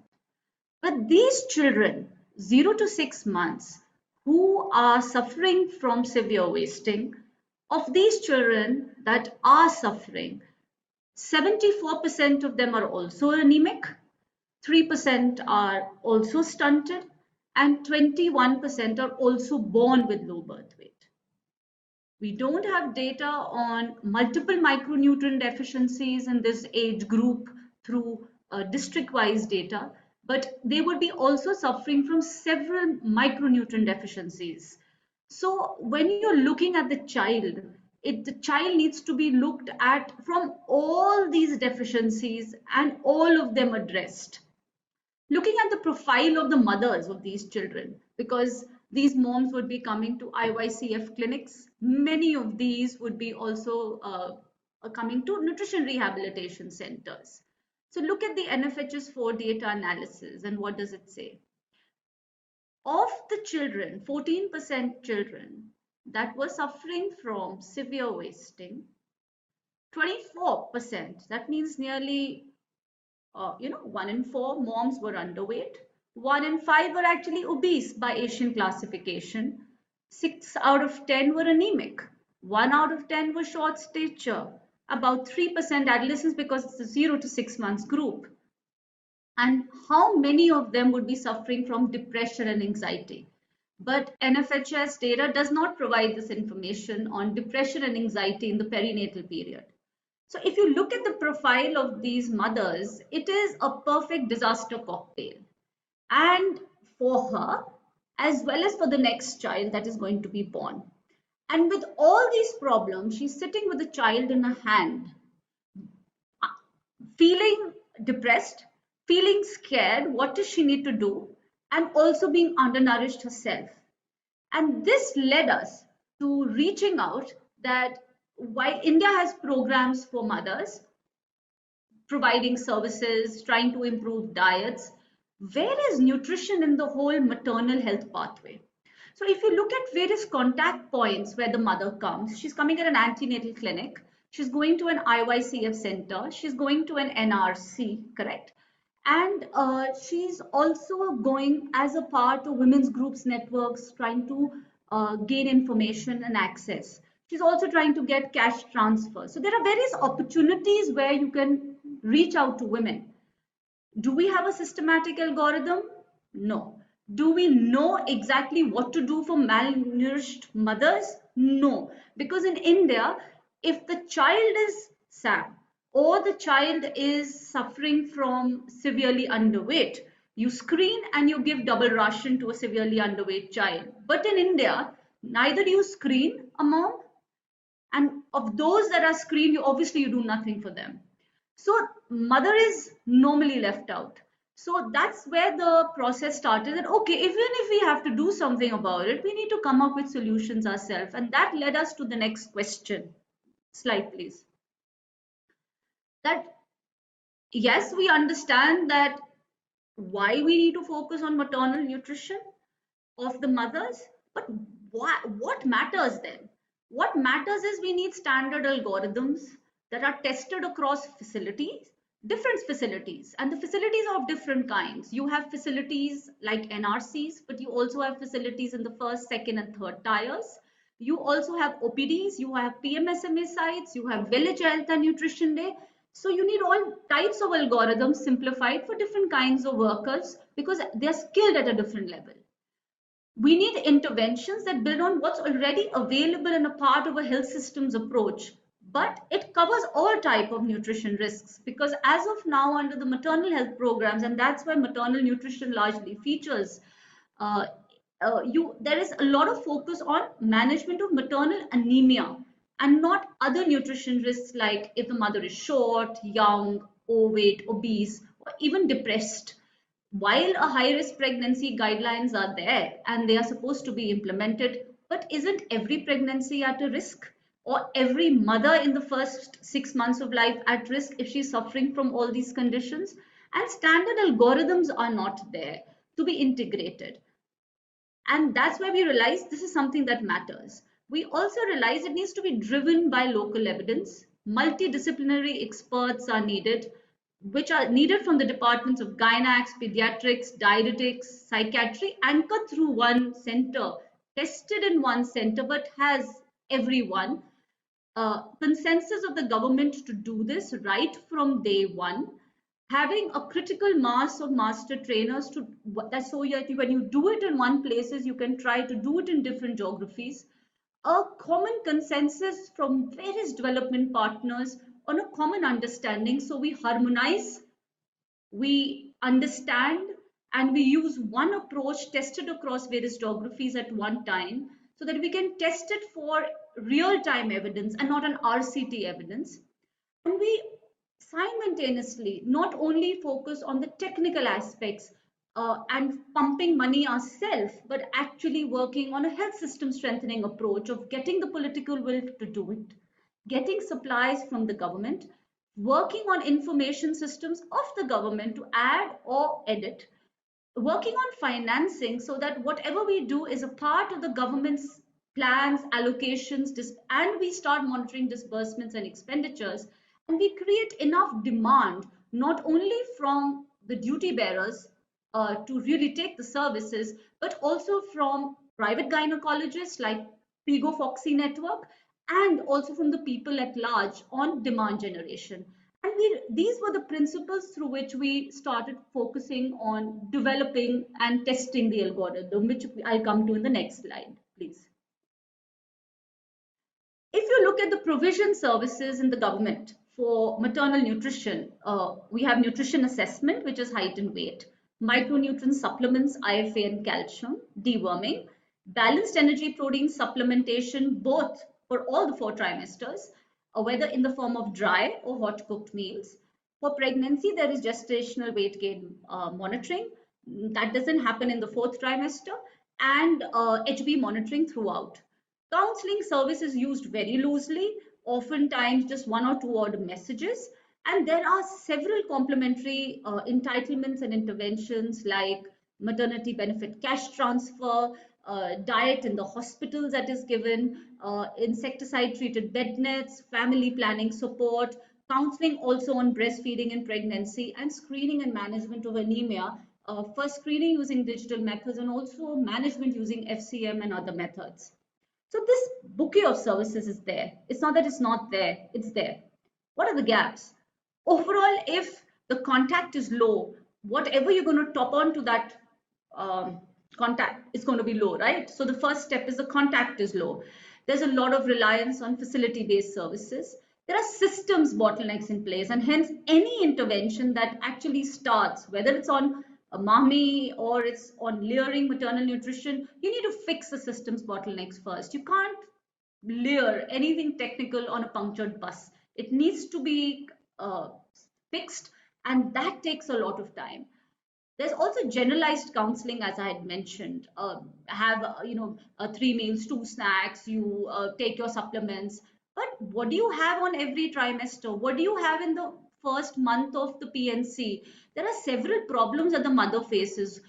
Does the counseling change as per nutrition risk? It doesn't. And so we realize there are 4 gaps. First is nutrition assessment. It does not take place in its true spirit. Tracking and risk categorization is not there. So counseling is not context specific. In a country like India, where you have about a fifth of them suffering from undernutrition and about 1/4 now moving into overweight obesity category, 3/4 actually anemic, 1/10 short, or so you need to give a contextual counseling package. Neither do you have nutrition dietetics people sitting there to provide those counselings, nor are they aptly trained to do that. The half-day A&M packages that are there for overall maternal health does not feature the nutrition aspect. And looking at the perinatal psychosocial screening and counselling, it is handled by another department in the Ministry of Health, another training center, NIMHAMS, and another counselors. So the maternal mental health is different from maternal health, and it's important to now connect all these dots and bring them together. So this was the gaps and the bottleneck analysis that we started with. Next slide, please. So what do we do? I mean, lots of problems, but what do we do? 2016, we all came together, sitting in the Kalavati Saran Children's Hospital under the leadership of Brandokumar sir. All the experts came together that through the National Center of Excellence on Severe Acute Malnutrition led by Praveen sir, that let's now test and develop this package, at least in the Kalavati Saran, with the best possible protocols, try implementing it initially as a research, and then integrating it into routine services of the NRCs in the Kalavati Saran Children's Hospitals. We did that. The initial bit was conceptualization, planning, bringing experts together, putting together these guidelines. We were very clear that these guidelines will not be developed separately. They will be developed hands-on. So it took us about a year or two to hands-on develop these materials, keep changing them till actually, it's usable. We started then sensitizing not only the Kalavati Saran, through the Kalavati Saran, the other state centers of excellence that are already there at regional level, so that they can also try out this, so that maybe what we are doing is at a national center of excellence. But what will happen if you do that down there in the field? So they started doing it themselves, and the capacity building of the other centers was done. But at the same time, we realized that restricting to a Kalavati Saran Children's Hospital, you're missing out most of the mothers. They're coming to an IIPHG counseling clinic, and so the algorithms need to be changed as per the IIPHG clinic, which we did, and started testing it in the IIPHG clinics across several states and Kalavati Saran. But then we said, okay, why don't we expand this algorithm not only to the PNC mothers, but also to the antenatal checkups, right, for the prevention, which again, then the trial started as a program feasibility trial across 17 sites, 17 states, to see how the algorithm moves with the same basic principles, same interventions, but a little contextualization across ANC, OPDs, and VHND day. And now, last year in May, realize that once now the algorithms are done, several states are taking them up, they're integrating them into their PIP like Madhya Pradesh. It's time now for us to keep testing and integrating and layering very systematically the anxiety and depression part into the algorithms. And that's the stage where we are. So next slide, please. The previous slide showed you the research papers based on the how we've done. So this is the package and the algorithm that has been put together, 5 years of effort, which clearly uses the IMNCI method for nutrition. Oftentimes, we say that we want to do nutrition integration, but we don't systematize it. We don't put an algorithm to it. And as a result, the worker doesn't know. It's not timed. We don't see the feasibility. So all these were timed based on the time that is available, who will do it, how will it be done, and how many minutes will it take. It uses an approach of assess, measure, look for certain things, test certain things, classify the nutrition risk, and they give a contextual package based on the nutrition risk. So the nutrition risk could be, okay, you don't have a nutrition risk, so you get your diets, you get your group counseling for 30 minutes. In an NRC, you're already giving a group counseling for children, but in some days, can you increase that by 30 minutes and also integrate a nutrition counseling for the mothers? So 5 themes were put together, a systematic flip card was done and tested, along with recipe demonstrations, which was costed and put as part of the NRC and the IYCF package. If you're at a nutrition risk, but not at a medical risk or at a severe risk, then you get a bedside counseling for 15 minutes, in addition to what you're already getting. And if you're at a severe risk or a medical risk, then F100, 2 times a day, for the mothers that are suffering from severe wasting. And if there are medical complications, they are linked. So what are these nutrition risks? These nutrition risks are if you're young, you're short, you're thin, you're overweight, you're anemic, or you have a medical risk. So these nutrition risks were then put as part of categorization and contextualization so that you move ahead. Now, once this was developed, it was tested over a period of 3 years. The papers have been published, which have been shown. And then the time came to take it down into the field for scale. Next slide, please. And when we moved into the field, we said, let's see how will it work in an ANC. And the algorithm changed slightly to simplify it with only 5 actions, making it 4 actions for the auxiliary nurse midwife and 1 action for the medical officer. So what were those actions? The first action, nutrition assessment. What comes under the nutrition assessment? You ask the eating habits, the physical activity, you measure the height, weight, and BP. MUAC in certain conditions when you don't have 2-point gestational weight gain measurements, or you don't even have a 1-point data on weight, and test like HB fasting glucose. Friends, please remember that testing for HB and fasting glucose in urine is already part of the maternal health package. What is missing is the height and weight being taken properly, and issues on eating and physical activity not being asked, which is now also being promoted by the FIGO nutrition checklist. So basically enhance the nutrition assessment. After that, give the micronutrient supplements and deworming, which everyone gets. Counsel, if you're pregnant, counsel by gestational month. It takes 10 minutes and counseling has to be done by that month, or if she's in a postnatal period, by the month of the period. And why we are saying it by the month is because in every month the condition changes, and for nutrition we have to move from a general counseling to a context counseling for the month. It's also time saving that you are asking her the month and you pick up the card for the month and you give her the counseling. You classify the nutrition risk based on the nutrition assessment, and you give an additional counseling based on the nutrition risk that the mother has. And maximum we have seen the mother has 2 or 3 nutrition risks. So you give her a counseling of 10 minutes specific to her condition, and a 15-minute counseling based on the nutrition risk that she has. So counseling everybody gets in the field. Once you give her that counseling, what happens if she's suffering from a medical complication or a severe nutrition risk and she needs food extra or she needs a referral? Then you refer her for treatment of comorbidities, or in states where a spot feeding program is already taking place, those mothers are getting either a double ration or a specific egg which is being given to them so that the additional supplement can be provided. For an NRC, we are proposing that F100 only be provided so that you don't have to try out different kinds of foods for such women, which we tried and we also failed. So this is something that we are mentioning for an OPD. We have tried the same for Village Health and Nutrition Day as well. Next slide, please.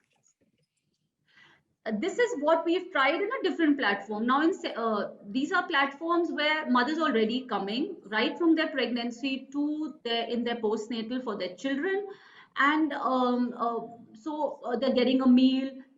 There we try to bundle the service and try to add the same principles of assess, classify, supplement, counsel, refer, and in the package. This is called spot feeding programs, where they're running across 8 states. So there's an opportunity for mothers coming. So whichever state, whichever platform was good, we are tapping onto those platforms to systematize the process through these algorithms and standard job aids that are already available. And given that now a standard job aid is available, you have critical mass of trainers that is available, you have videos that are available, it becomes easy for replication and adaptation. Next slide, please.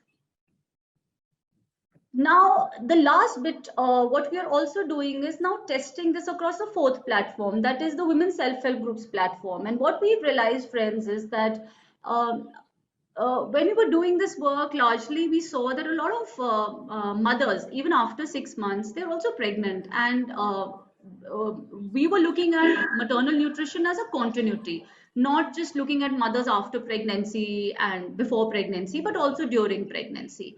And even and MOAC less than 23 we took as the cutoff for mothers at nutrition risk for severe thinness. We realized even a MOAC tape is difficult to actually administer, and you don't have 2-point gestational weight gain data even available. Mothers, if they come at a 3rd trimester to you, there's very little time to even do even a single weight. What do you do with it? So we also tried out bangles and we tried to see its validity and reliability against the MOAC tape, and try to use nutrition enterprises through women's self-help groups, where you track these mothers at nutrition risk if they are short, thin, young, overweight, and obese, anemic, and if they are severely thin, then you link them to a nutrition enterprise. You also link them to livelihood, and you start providing them a recipe demonstration or linking them to poultry so that they start eating an egg. So now in these sites, what we plan to do is that, because these are this was a prospective evaluation site ongoing since 5 years, where the maternal nutrition program was already there, we are now layering maternal psychosocial support into this area and care for moms using the MAMI pathway. And given the COVID times, we're trying to use a tele method of doing it. And I think in another 1 or 2 years, we will be able to come back to you with certain results where you are able to integrate the maternal and child component together into the geographies with one algorithm which looks at mother, child, psychosocial, and also gender aspects, and use telephone services with lay counselors and professionals to provide these services to mothers. So this is a new trial that we are going to be starting in another month's time. Next slide, please. So finally, these are my last 2 slides for the group. So based on the learnings of the 5 years, what is it that we can provide? What is it that we suggest?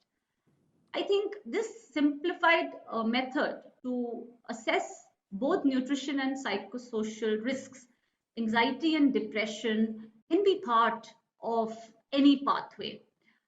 Where you are doing that for the mother, not only for anxiety and depression, but you're also asking her eating habits and measuring her anthropometry. and also looking at HB. Why HB? Because mothers are anemic, and 70% of children who are SAM are also anemic, and the anemia stores in the first 6 months are only either it is based on the stores that they have that you get an iron status, or from the mother. You give certain supplements or the food or linking it to schemes, provide counseling for the mother herself. So we don't consider or commodify her for the child, but we do some things for herself. And that gives a lot of incentives for mothers. That someone has asked about me also. Oftentimes we only, anyway, the whole time she's only looking at either the house or the husband or the child. But when you actually start providing her services, it's empathetic, it's women's rights based, and it also helps prevent the intergenerational problems, and it helps her link to a peer support network and making her a champion of change. Classify the risk. Classify the risk. If she has some risk, give her the counseling, that's enough. But if she has a severe risk, then the mother needs to also be provided a catch-up diet. If she has some psychosocial risk, counseling can work. But if she's suffering from anxiety or depression, then you have scales like the Wheeler scale and the GAD scale, based on which psychiatrists can provide telephonic services to the mother. We believe that this kind of algorithm, which we're planning to now test it out into this geography, will give us good answers on how we can integrate maternal programs, MAMI programs, and psychosocial programs in one geography. My final slide, next slide, please. So what's available and can be done? 4 points for consideration. First is that medical, nutrition, and psychosocial therapy of severe risks, both screening and management, they need to be done. Nutrition assessment and psychosocial assessment is the first step. Based on the step, you either give advice or you give support. But just doing an assessment and not providing a support is not as per the human rights principles. Like how you provide services for the child who's severely underweight, the mother who's severely underweight needs care. Double duty actions are required. And why I say this is 25% of the mothers of children who are suffering from wasting are obese. Too much of food being provided to the child, if the mother eats, anyway, it's not good for her. And to date, we don't have programs that are tested for program feasibility and scale to manage maternal obesity in field settings. If they are there, they are in the form of RCTs or trials. There are very few programs that tell you, okay, what to do. So we have counseling aids that have been developed, but these counseling aids now have to be tested at scales that were you able to help the mother come down in her weight through counseling and physical activity. Those have not been done and needs to be done. All efforts need to be done to look at your protocols also from an obesity lens. So rather than making new programs for overweight obesity, it is important that you look at it from that lens, so that whatever that you're doing no harm for overweight obesity. Institutional support and master trainers are now available, but they are needed at federal levels, and linkage with NIMHAMS is needed so that you're working as one consortium together as one protocol. There needs to be scope of cafe learning, and this needs to be promoted for improvement on gray areas, like I mentioned, on anxiety, depression, obesity. What could be the food product? Do we really need a food product, or there's a cash transfer or kind transfer? Joint statements, implementation science consortiums are needed. More the merrier, using one standard protocol. Multidisciplinary teams, as I had mentioned, of dietitians, gynacs, pediatricians, psychologists, and epidemiologists, and public practice professionals like us are needed, where we are able to nest evaluations right from day one that are prospective, that are non-randomized, and use real science evidence. That's it from me, with a lot of gratefulness to the team to give us this platform. just wish to share with you that National Institute of Nutrition is now doing monthly webinars on maternal nutrition topics on gray areas. It's on the 4th Friday of every month. They have partnered together with IDA, that is Indian Dietetic Association, FIGO and FOXY together to now take these learnings of 5 years to have technical series and also now develop e-training modules so that National Institute of Nutrition can now take it forward to provide this training support and bring in a multidisciplinary team. At the same time, nested evaluations are now beginning to happen in phase 2, where tele methods of counseling through lay counselors coupled with professional counselors that are not only pediatricians and gynecologists, but also psychologists. We're just partnered with organizations called Arman and NIMHAMS to take this forward across 8 states in India.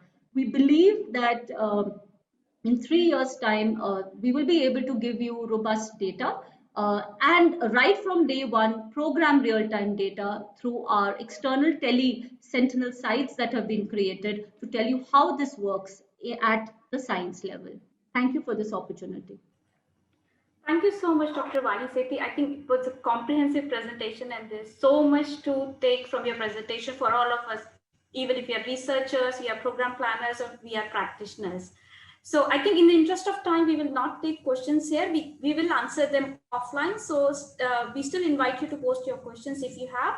I will now directly hand over to Dr. Tarun Chaudhary for his presentation. Over to you, Dr. Chaudhary.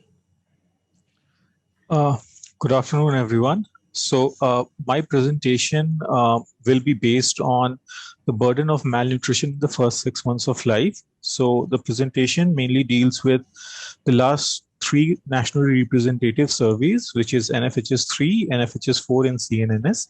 And additionally, with support from UNICEF, Society for Applied Studies has recently conducted extended analysis on wasting in India, and the report of that should be available soon. So some points from that will also be presented. So without further ado, this is taken from the UNICEF WHO World Bank Joint Malnutrition Estimates 2021 edition. And as we can see that there are very few regions in the world which have a pink classification of more than 15% wasting. Yeah. Your slides are not visible. Can you please? Just a second. Yeah, just a second. Are the slides visible now? Yes, thank you so much. Yeah, please go ahead. Yeah. Thank you, sir. So I'll skip to this slide. So as you can see, this is from the Joint Malnutrition Estimates 2021 edition. And there are very few countries in the world which have a prevalence of wasting at 15% or higher, which is categorized as very high. And India is in the pink color. This is the numbers, again from the same joint estimate, which says that out of the total global burden of 45 million wasting cases, 25 million are in South Asia alone, and India contributes to a huge proportion of this burden. Now, coming to the analysis from the National Family Health Survey, round 3 and 4, and CNNS, I have simply presented the distribution of prevalence at each month in the entire under 5 month period. And we have these markers at 6 and 23 months in most of this, in this slide and most of the subsequent slides.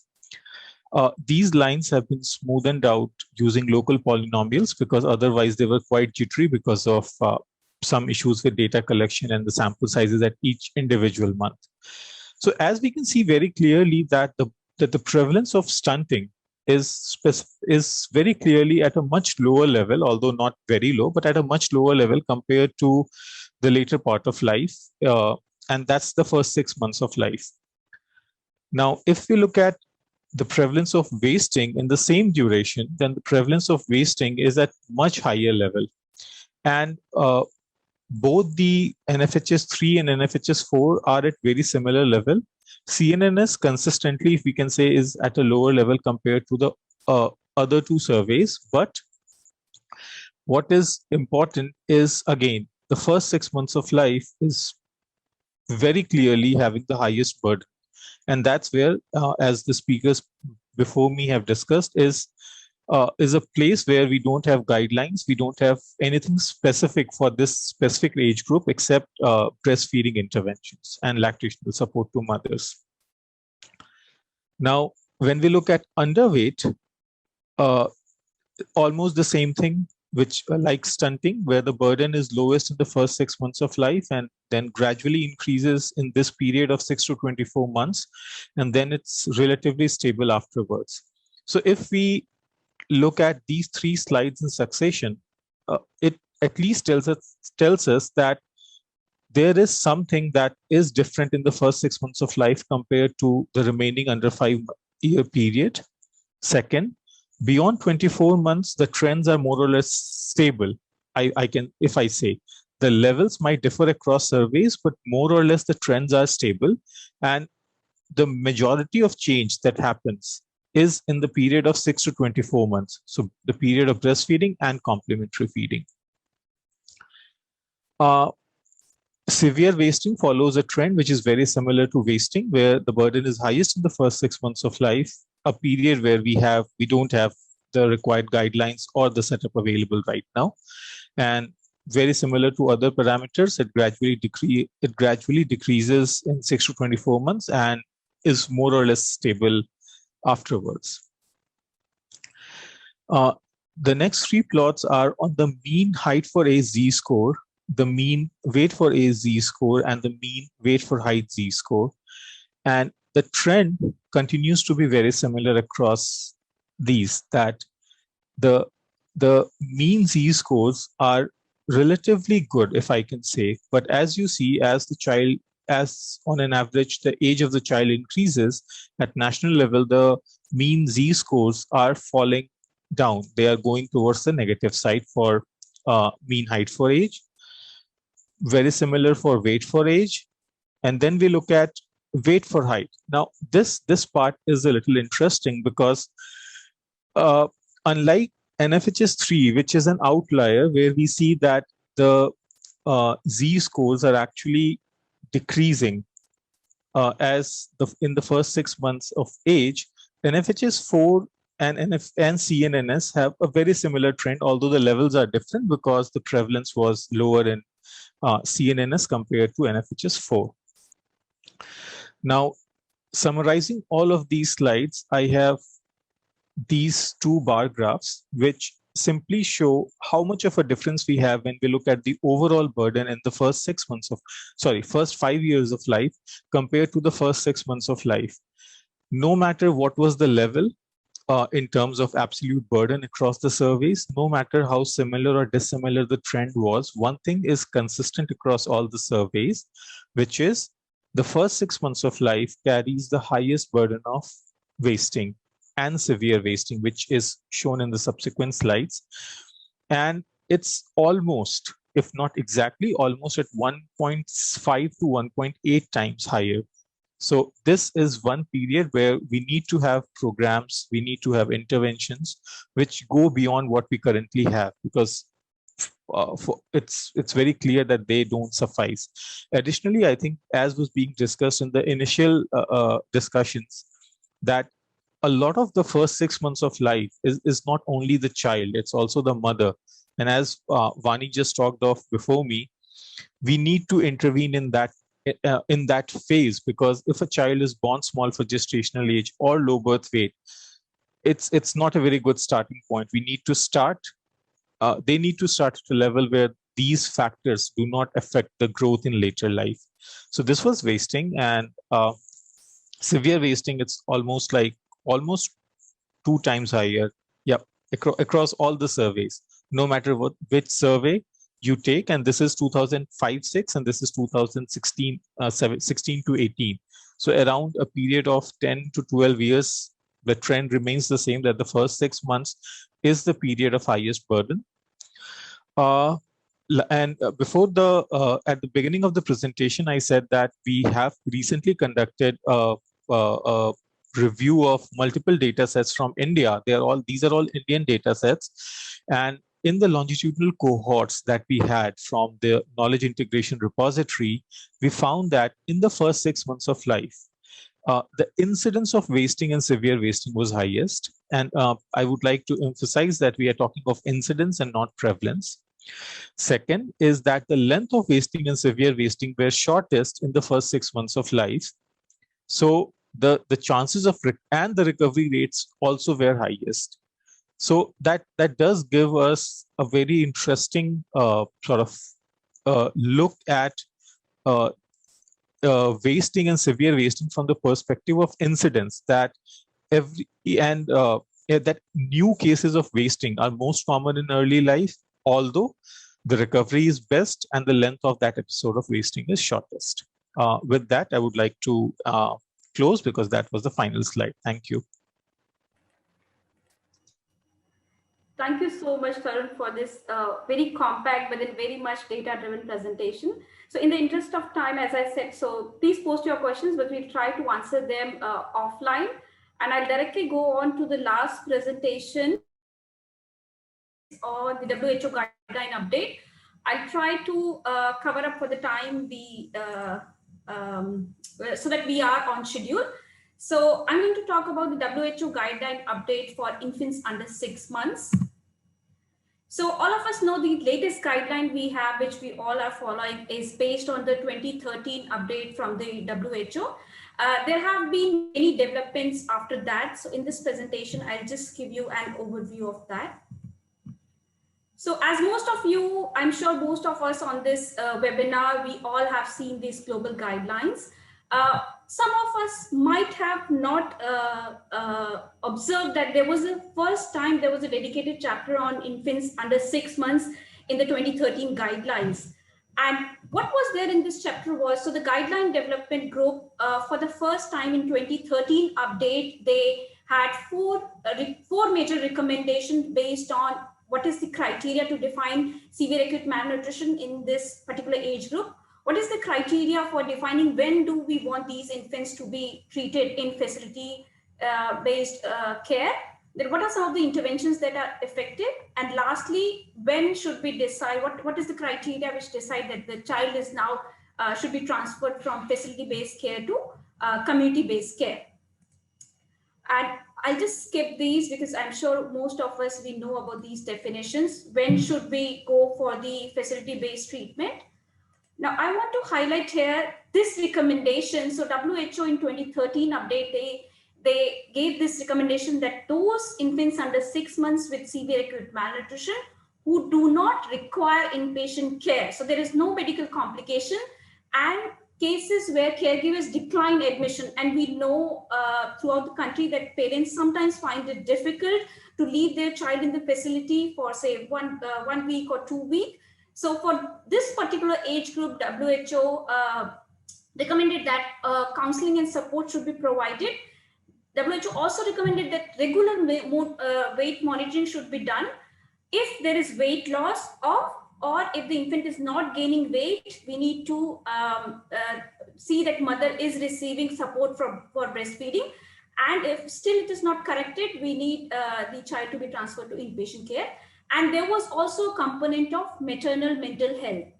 And all these recommendations, they were based on very strong recommendations from the guideline development group. However, there was very low quality of evidence. So we'll see what happened next. Before I move on to what happened next, I just wanted to highlight here that in this guideline, WHO also mentioned that they already had planned that they are going to update these guidelines based on new evidence in 2020. So what happened next? We knew that 2013 WHO recommended that those infants under 6 months with severe acute malnutrition who do not have complications, they should be treated in the community. But we know that this has not been adopted in country level policy across the world. ENN took a review of 48 national SAM and CMAM guidelines, and they found that the care for this particular age group, even if they do not have complication, is mainly restricted to inpatient care, and the outpatient care was not adopted. Further, in 2018, ENN led another qualitative study, and this data is from 3 countries. Here they identified 5 major barriers to adaptation to national policy change. And these were, number 1 was low awareness of current WHO recommendations. Number 2 was lack of the practical anthropometric indicators. So people were afraid like how to do it. So whether we should take MUAC, which cutoff to take, whether we should take weight for age or weight for height. There was weak country level evidence on interventions. So we need to generate more local level evidence. There was concerns regarding caseload, the skill set of the health workers, and the risk of outpatient care. And lastly, there was risk of simple management and protocols, and tools. And that is why this 2013 guidelines for outpatient based management of uncomplicated SAM among under 6 months was not adapted by many countries. I think with MAMI Care Pathway, we now have the management protocols and tools. It's just that we need to see how we can adapt that. Following that, in 2019, a consultation was held by WHO in Geneva, where WHO prioritized research questions for preventing, identifying, and managing infants under 6 months with growth failure in the first 6 months of life. And then in 2020, so last year, so WHO commissioned this, a scoping review. Again, ENN led this scoping review, and they did the scoping in 3 areas for this particular age group. So what is the epidemiological evidence? What is the evidence on screening and identification of growth faltering among this particular age group? And what is the evidence on management? And this informed the WHO guideline development process. So WHO now has a plan to come up with their updated guidelines in 2020. And this time the guidelines are going to be around these 4 overlapping areas. And if you can see, growth faltering or failure in infants under 6 months is one of the criteria. And WHO has acknowledged that, yes, this age group was included, some guidelines were included in 2013 guidelines, but there was a key gap in the treatment. And that is why we need updated evidence for this particular age group. So WHO is now commissioning a number of systematic reviews to inform their guideline update. So there are total 16 systematic reviews for all children under 5 years. For under 6 months, there are 6 reviews which are going to be there. And these are the research questions. So we can expect a recommendation based on current evidence for all these questions by next year, 2022.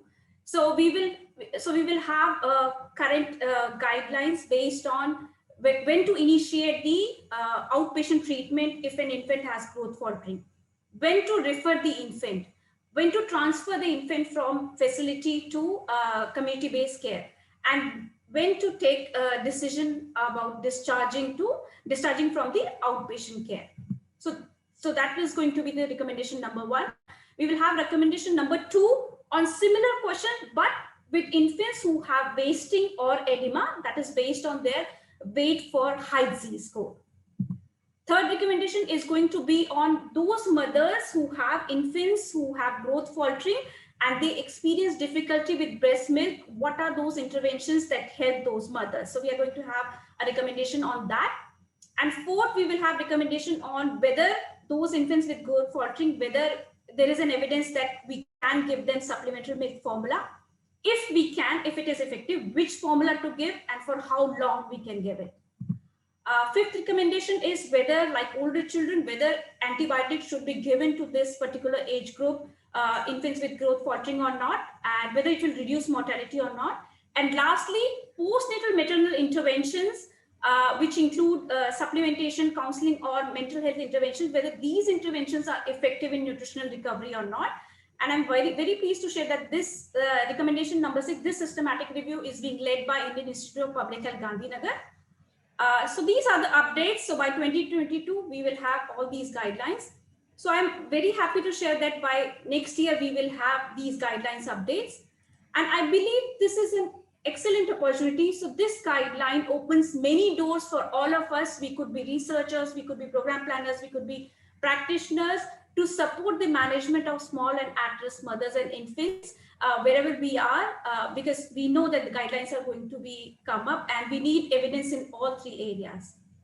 So with this, I will stop here and I will hand over to Professor Praveen Kumar for the next session on panel discussion. So thank you very much, Ritu, for just saving some time also, and I am thankful to both and you. So without taking much time, I think we'll go to next session. And what I request you, we have champions from different areas as panelists. We will be going for panel discussion. So may I request you to just run the introduction slide for all the panelists, please?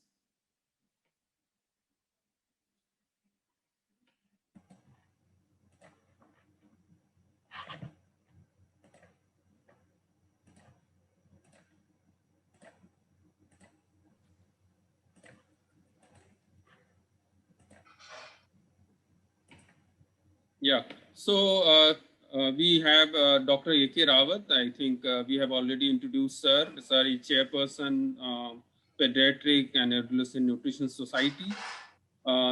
Next. Ritu, please go to next. Yeah. We also have as panelists Dr. Abner Daniel, and Dr. Daniel is Child Development and Nutrition Specialist at UNICEF. And he is a medical doctor by background and with post-graduation in preventive and social medicine. He is currently involved in supporting rollout of comprehensive program for prevention and treatment of acute malnutrition. So welcome, Dr. Abner. Next. We also have Dr. Sanjay Prabhu, who is senior consultant at BJ Wadia Hospital for Children, Mumbai. And we are working very closely on particularly for all issues related to wasting with Dr. Prabhu. So welcome, Dr. Prabhu. He is also National Trainer for Infant and Young Child Nutrition. He is Medical Technical Advisory Group of CFNS in CMAM. And main area of work in which Dr. Prabhu is working is infant and young child nutrition and severe acute malnutrition. So welcome, Dr. Prabhu. Next. And Dr. Prerna Kukreti, she is Associate Professor at our Medical College in Department of Psychiatry. And Dr. Prerna is few of people who are working in this field, particularly the area which we are talking since beginning, the psychosocial support to the mothers. So Dr. Prerna, she has done MD Psychiatry from Maulana Azad Medical College, and then she also did WHO International Diploma in Mental Health and Law, Human Rights from Indian Law Society, Pune. And her main area of work is women mental health, community mental health, human right of persons with mental illness. So very warm welcome to you, Dr. Prerna. And I have next one, Dr. Ritu. And Dr. Pulkit Mathur is also with us. He is Associate Professor and at present he is heading Department of Food and Nutrition, Lady Irwin College, University of Delhi. Dr. Mathur is convener of the Nutrition Society of India Delhi chapter. She is also member of the National Committee of the International Union of Nutritional Sciences. She is a member of National Task Force on Balance and Healthy Diet, which DGHS constituted, Ministry of Health and Family Welfare. And she has, to her credit, more than 80 publications in national and international journal books and other periodicals. Next, Ritu. And Professor Dilip is also, sir, will be also joining, and you know, sir, is Director IIPHG Gandhinagar. So welcome, sir. And then we'll have also Mary McGrath. She is Technical Director, ENN, and you all have, she is leading this whole global MAMI network. So very warm welcome to Dr. Mary also for this panel discussion. So thank you, Ritu, for helping me with this.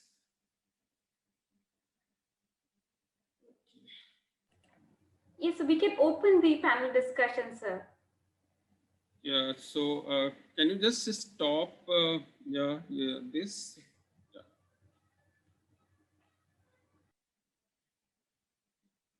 So just setting the context, I think all of us, we know this. The first 1,000 days is very important because this is the critical time for child's mental growth and adulthood productivity. Already we have people who have initially reported that under 6-month infants with SAM, they have higher risk mortality as compared to older children. And in absence of adequate support, these infants with growth failure, they are at higher risk of mortality and development delay. And that's the reason we are having this, we can have this, whatever MAMI, which we are discussing, how we can take in Indian context, how we can adapt, how we can utilize, particularly for identifying at-risk infants and their mothers, and how we can help them. So to start with, I will first invite Dr. A.K. Rawat, who is Chairperson, Pediatric Adolescent Nutrition Society. So our parents, they organized, they were involved in 2 consultation meetings, which we had in 2018 and then subsequently 2019. So sir, I will request you to just highlight the key recommendations from these consultations to start with. Over to you, sir. Okay. Thank you, Dr. Praveen. I hope you will be sharing a screen for me. So I will be discussing or presenting brief the overview of the consultation meeting on early growth failure, the identification and management held on 31st October 2009. So the screen not visible, but we already know the load of malnutrition and infants at risk below 6 months. So the first recommendation is that all infants under 6 months should be classified according to their nutritional risk into 3 categories: not at risk, at moderate risk, and severe risk for malnutrition.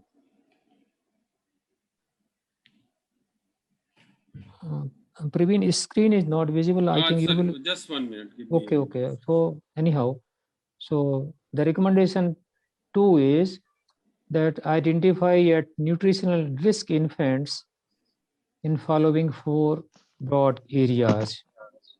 Number 1 is that assess for sickness as per IMNCI guidelines. Second is assess for breastfeeding and feeding practices, any issues, and determining the weight for age as per WHO 2006 growth standards, not only weight for length, but also weight for age and weight for length if the length of the baby is more than 45 centimeters. And of course, assessment of maternal nutrition, maternal health, and psychological issues. The recommendation 3, next please. The recommendation 3 is if an infant has not regained the birth weight by day 14, or he is gaining less than 20 gram weight per day after 2nd week of life, this baby should be carefully assessed for any sign of sickness, feeding problems, breastfeeding issues, or maybe maternal nutrition, health, and maternal social status. Next, please. This is a table with the help of which we will try to identify the infants into 3 different risks. Starting from the left side, we will see all these are the criteria to identify severe risk of malnutrition. The middle column is for those infants who have moderate risk for malnutrition, and the extreme right, we are seeing that these infants are not at risk of malnutrition. So this, I will not go into the detail of all these for the shortage of time, but this is how we will classify them. Next, please.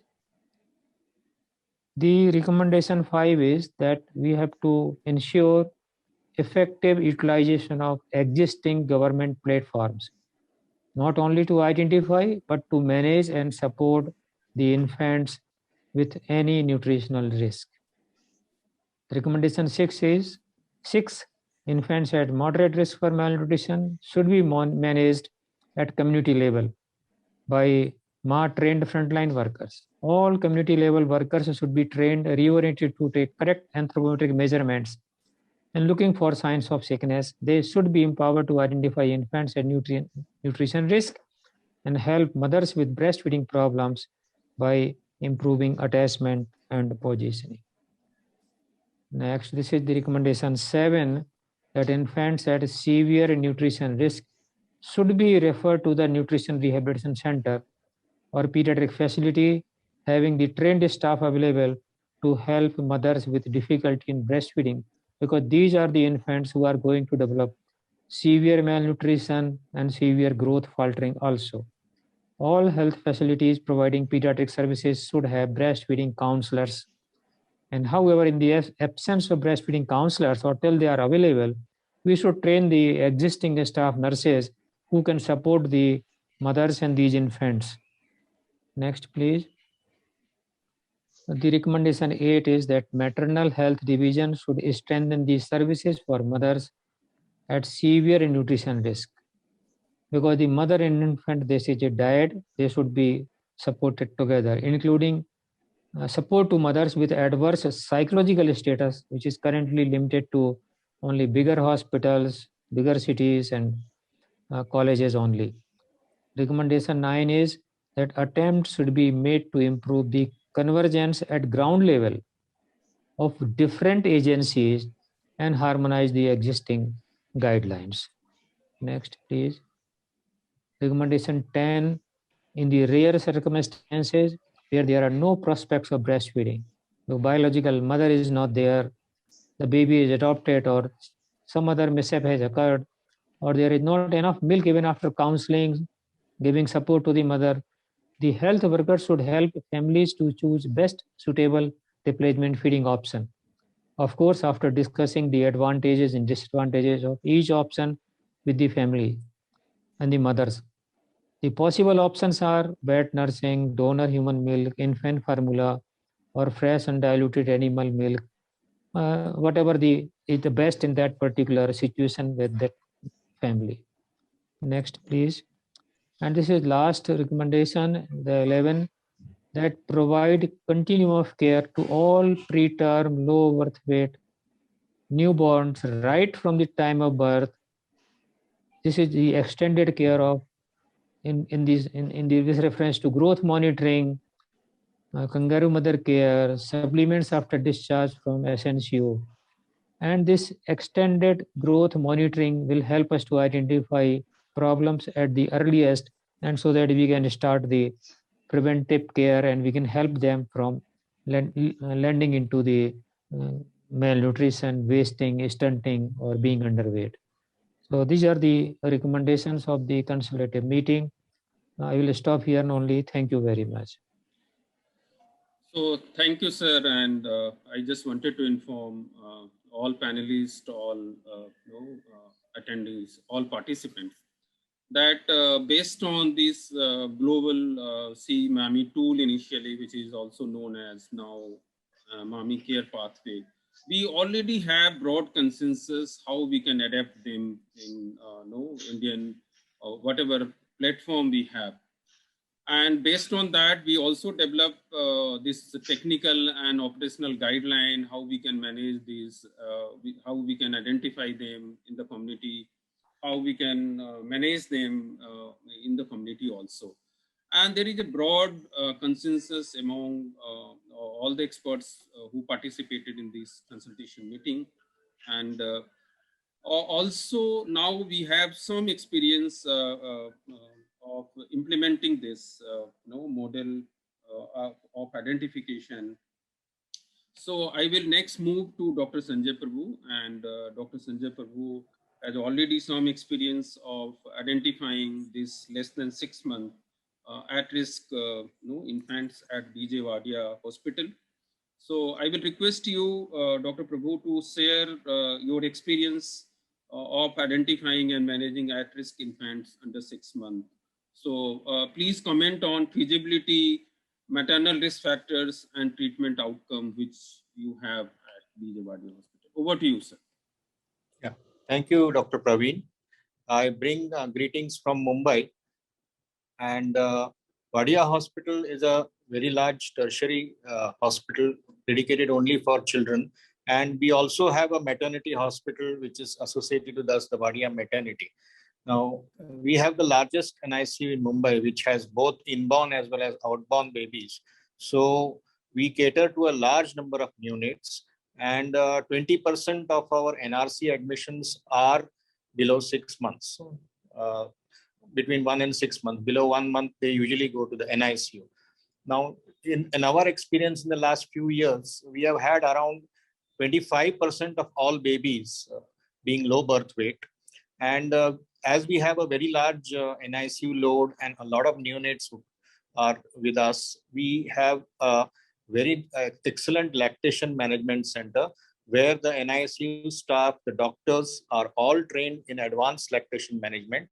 And we have a very active mother support group, which daily helps out mothers as well as the mothers who have in the outbound NICU who are coming from out of the hospital in lactation management. And also we have a very good kangaroo mother care group. So based on all this, around 85% of all our babies who are discharged are only on breastfeeds. So, and these are all followed up at the high risk neonatal OPD. So what unfortunately, which we are lacking in Mumbai, and I think in many of the urban areas, is a very good CMAM program, which caters to the 0 to 6 months age group.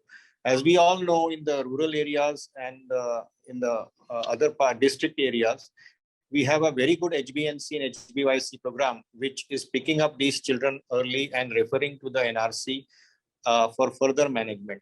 But unfortunately, still in urban areas, the babies are brought by the mother or by some doctor who has referred the baby who has picked up this early growth failure.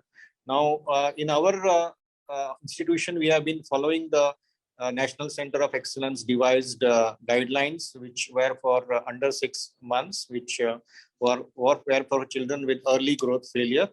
And we have made certain small modifications as far as the lactation management part is concerned. And now we are taking it all over Maharashtra in at least the bigger NRCs, which are catering to a large number of under 6 month infants who are admitted for severe wasting. Now, Dr. Chaudhary has already told us that the wasting is quite high in India, even at birth, as compared to countries like Africa, where the wasting is not so much evident at birth, but picks up after the complementary feeding interval starts. So we are already having a large burden of wasting at birth. Now, another thing which we have found in our experience is that when we use our WHO growth charts for analyzing the growth of such babies, we are probably not doing we are not completely doing doing right as far as diagnosing early growth failure is concerned. Now, we have a very large population of small for gestational age children, which may be full term or maybe preterm. Now, for the preterm children, we have now started using the new charts, which are the IG21 charts. but still we are at a loss that how to chart these small for gestational age, which are quite a sizable number. So we are studying these now. Currently, we are studying. By the end of this year, we would be able to give some answer that we are generally finding that the preterms are doing very well if they are appropriate for gestational age, and they usually are crossing the WHO charts by around 6 months. But the small for gestational age are still a dilemma. And generally what we do is that we follow the growth curve, and if they are doing well, we really don't do very intensive work for them. So that is what our experience has been. As far as the risk factors, what we have found in the mother is that a very young mother or an elderly primary are very much at risk for having babies with severe wasting, and also spacing between pregnancies. The MUAC in the mother, which is less than 23 centimeters, severe anemia, economic condition, especially in the last year post-COVID, and this year also. Mumbai, as you know, has been the epicenter of COVID in the country. And we have had a lot of mothers who are themselves severely malnourished because of economic and social problems in the family. Mental health has always been very much emphasized. I think we are still not giving enough importance to that. We should give importance, and maybe that is the deciding factor that how successful your breastfeeding would be, on how successful you would be able to send the child only on exclusive breastfeeds. Family support is the last thing which we always are looking forward to. And what we have found is that if there is a very good family support, these babies do very well. Among the child risk factors, what has we have come across the most severe growth restricted babies are the SGAs, the small for gestational age, especially the full-term SGAs who are having a birth weight less than 1.5 kg. And being a tertiary hospital, we have our large share of infants with comorbidities, which may be neurological, then anatomical malformations like cleft palates, then gastroesophageal reflux disease, then congenital heart disease, especially the ones with left to right shunts, and children with oromotor dysfunction, which who find a lot of problem to feed. Now, what we, in our clinical view is that Dr. Rawat also has said that failure to gain weight to the birth weight level by 15 days, I take it as a very, very important red flag sign to see that this child has to be either counseled properly. And as we have already heard that community management of under 6 months infants is still in the infancy in our country. Many of these children, we have to forcibly admit them if they have lost weight or they have not regained birth weight by the time they are 15 years old, where our antenna are still high for sepsis, and we are also looking at the breastfeeding part. So, and a large population of these babies who are not regaining birth weight are the ones who are delivered by cesarean section, because somehow what is happening is that the mothers are getting discharged by the 3rd or 4th day before the feeding has properly started. And in cesarean, somehow in our country, the breastfeeding is delayed. And by the time the mother goes home, there is hardly any support which is given to the mother. And these babies are either fed diluted formulas or animal milk, which itself can cause a lot of problem. About the management issues, we have now divided these children into 2 categories broadly. One is breastfeeding possible, second is not possible. Now, the not possible ones are the ones who have not fed for maybe 1.5 to 2 months. And these are very difficult babies to restart the breastfeeding and continue only on breastfeeding till they can be discharged.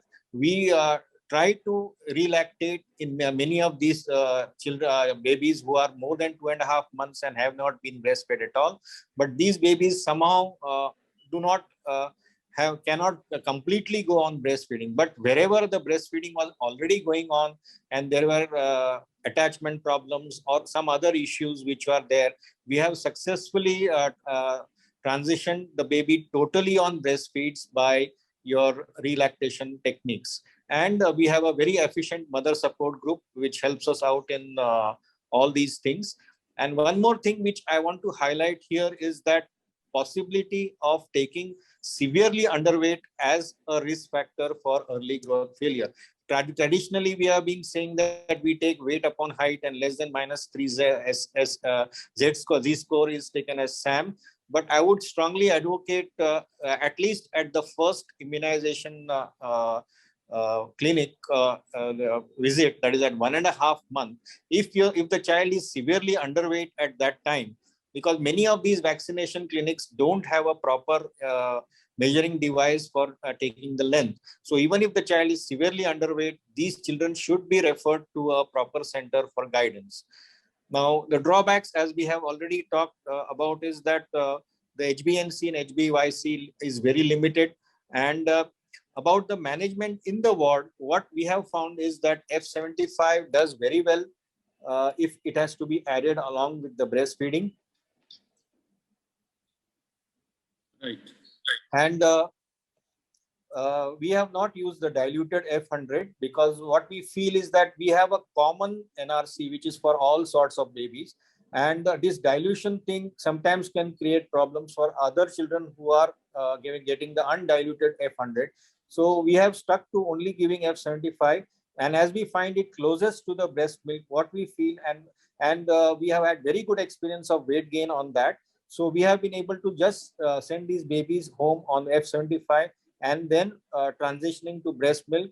And some of them, they have to be sent on formulas because or undiluted cow's milk, depending on their economic situation, if they cannot be fully put on breast milk.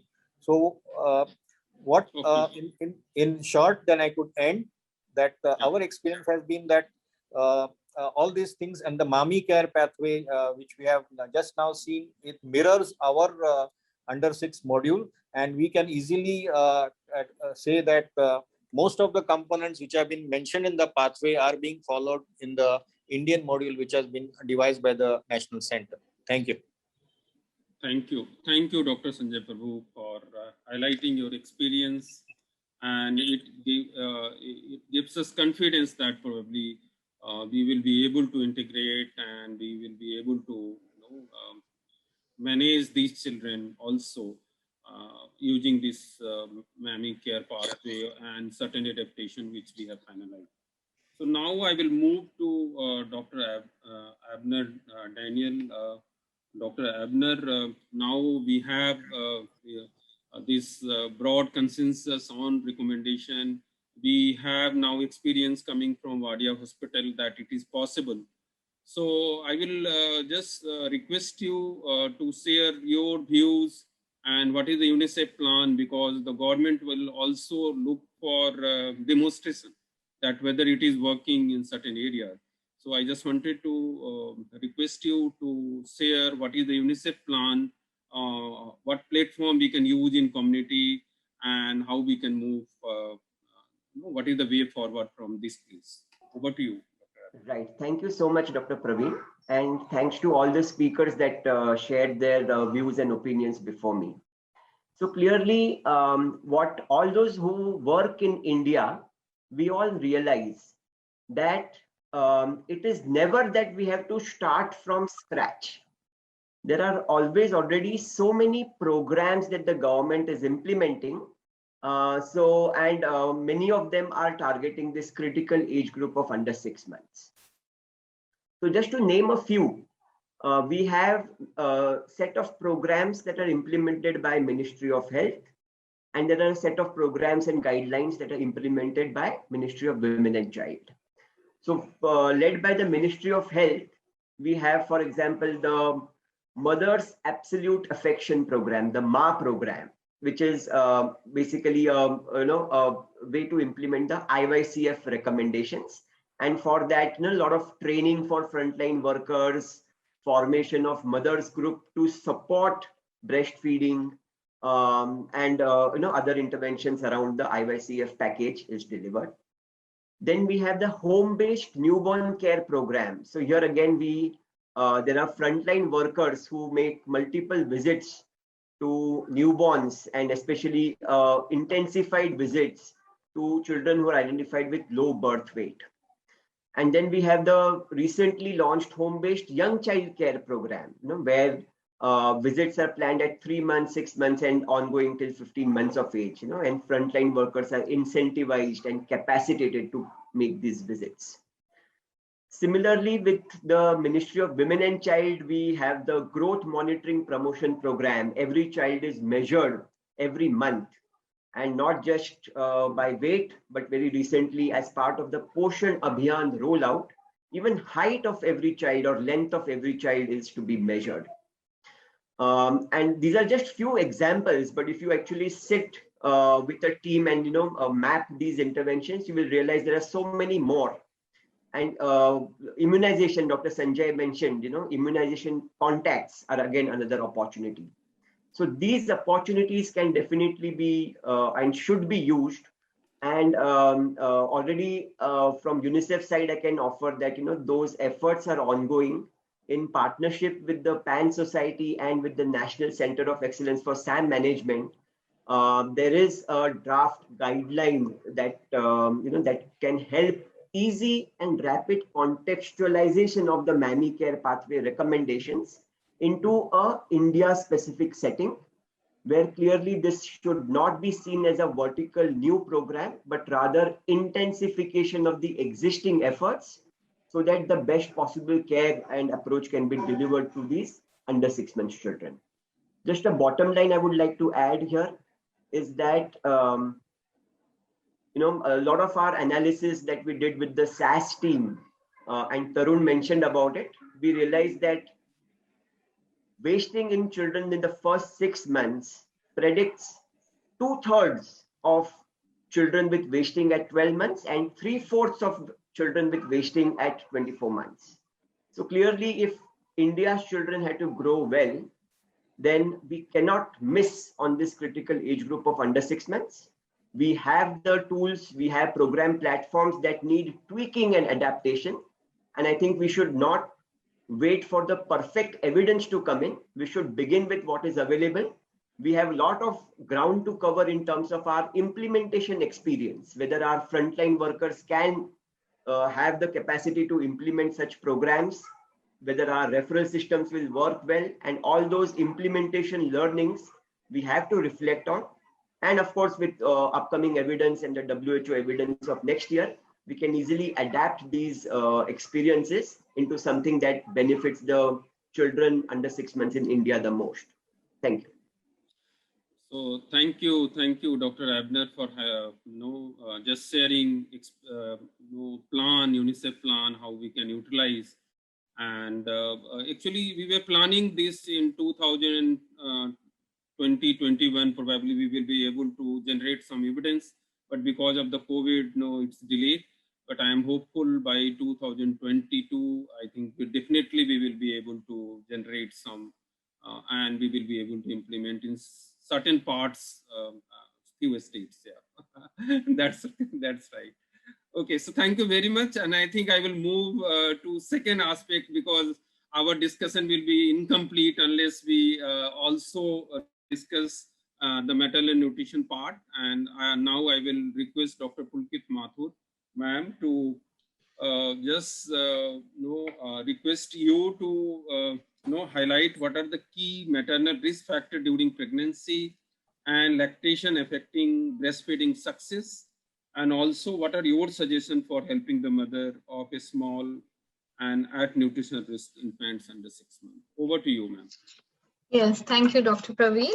I think a lot of panelists have touched upon this point that the problem of malnutrition in infants has to be tackled by addressing both the mother and the child, because they are a dyad. If we look at what are the two important maternal risk factors, I would put that as the maternal nutritional status as well as the maternal health status, where we are talking about both the physical as well as the psychosocial health. Dr. Vani has adequately addressed the part about maternal nutritional status and how this actually needs to be a part of your ANC package, an algorithm which has been already worked on. This is important because, for poor pregnancy outcomes and problems in breastfeeding, we can link them all to a poor maternal nutritional status. We have talked about, what are the indicators for seeing who are the high-risk pregnant women. So the short women, less than 145 centimeters in height, or the thin mothers who are, so if we take their BMI before 20 weeks, then less than 18.5 kg per meter square. Or if you are taking them after 20 weeks, then maybe try out the MUACs, which is less than 23 as one action point, and less than 21 is another action point. So like this, we need to have these indicators in place and actual monitoring happening. This needs to be done not just for the pregnant woman, but we also need to have a look at this lactating woman. So once the baby is born, we can't just let go of this mother. We need to look at the mother who's also coming in with this little child. This is because there is a link between maternal nutrition and the volume and composition of the breast milk.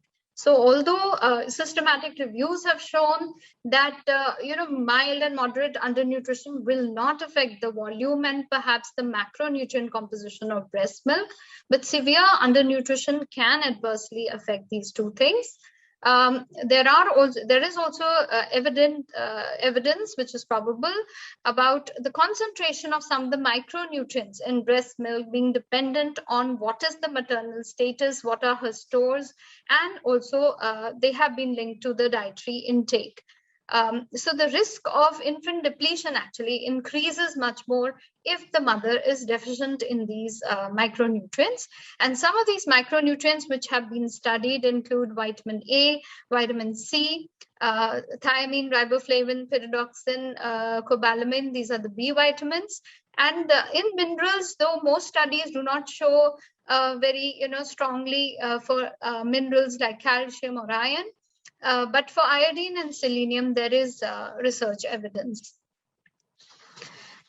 We all know that the nutrient requirements increase during pregnancy and lactation because it is considered to be a period of physiological stress.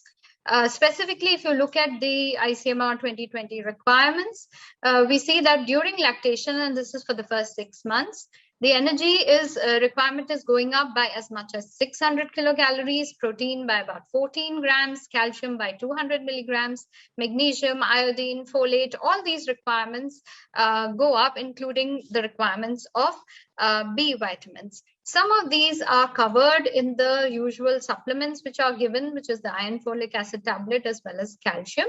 But we need to see how we can improve the intake of others. The best is to obviously promote a healthy and balanced meal. Usually for pregnant and lactating women, we talk about 5 meals in a day. What we need to be careful is the composition of these meals. And it's very, very important that we have good quality protein. Those of you who are familiar with the entire, utilization of protein for either tissue synthesis or milk synthesis will know that unless you have good quality protein, it does not get utilized. The different amino acids do not get utilized. They would otherwise just be oxidized, even if a single amino acid, which is essential, is missing from the food. And hence, cereal pulse combinations or inclusion of animal products like milk and milk products, or eggs or meat is encouraged. The meals need to be energy dense because, as we have seen, the energy requirements are going up by 600 kilocalories. They also need to be rich in micronutrients. And a good way to do that is to include a lot of vegetables and fruits. Of course, micronutrients are also coming in from your pulses and nuts and oil seeds and other foods. In the fruits and vegetables, again, we need to be very careful. So usually kind of a recommendation is given or phal khaiye or sabzi khaiye, as in just generally increase your vegetable and fruit intake. But we need to actually delineate and stress on the kinds of fruits and vegetables. So yellow and orange colored fruits and vegetables, green leafy vegetables, and vitamin C rich fruits and vegetables. So we actually need to give very, very specific advice so that we make sure they are including all the right combinations to get all the micronutrients. And hence the concept of diversity in diets. We can check diversities as a part of, asking them what they are eating. There are checklists available by which we can judge whether they are eating a diverse diet or not. So we'll have an actual measure rather than an impression that you get after talking to a person. So diversity in diets is very important because this is what is very well correlated with the micronutrient content in diet. What can we do? We need to screen and we need to intervene. I would start the screening much earlier than pregnancy, because once the woman is pregnant and she may even land up very late for her prenatal checkup, we need to catch this married woman in the community and make sure that we are screening her, because she's the one who's going to enter into pregnancy. Very difficult, because very difficult to catch her. But yes, we can think of ways of doing that. Women coming obviously for the prenatal checkups, and also please include mothers of infants who are coming for immunization for their infant checkup. What are the kind of interventions we have to roll out? Nutrition counseling, very important. It has to be targeted counseling specific to the woman and not a general, rollout of things, ye khana hai, ye khana hai, ye khana hai, but very, very specific to her, which we can do after asking her what really she is eating. Because many times we have felt that when we are giving a very generic advice, the woman automatically switches off saying, this is not what I eat every day. She's, this does not apply to me. Obviously, when we find any micronutrient deficiency, that needs to be treated. Any other underlying disorders which can affect her nutritional status need to be treated. Whenever all this counseling and advice is given, it is never enough to give it just to the mother. And as other speakers have also pointed out, the family support is very, very important. So the family needs to be involved, because if we want her to exclusively breastfeed, the family has to give her that opportunity and that time to actually spend with her baby. We also need to build up the capacities of our frontline workers as well as the health personnel who are there in facilities regarding solving these breastfeeding problems of these women, or actually referring them at the right time to better health facilities. So with that, I'd just like to end here saying that for our healthy mother and child, we can work towards this goal all together. Multidisciplinary team, the dietitians are all there with you to help you, chalk out exactly what the mother needs to eat and how the baby needs to be, fed in that sense. Thank you so much. So thank you very much, ma'am, for highlighting this and what are the risk factors, how we can overcome this, and also offering your support in managing and improving overall maternal nutrition condition and overall this support.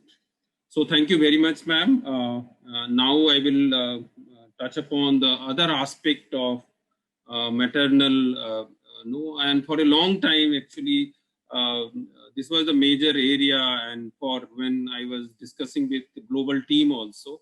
So this psychosocial support and identifying psychosocial risk factor is a big problem. It's not only India, but globally also. So I will now request Dr. Prerna Kriti to just talk about, based on her experience, what are the common psychosocial stress which is contributing to lactation failure, and do we have some tools how we can identify these mothers in the community, what we can use and how effectively we can identify them and manage. So over to you, Dr. Prerna.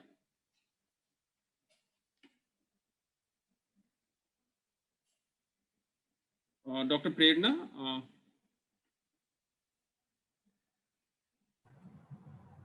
Madam, you are on mute.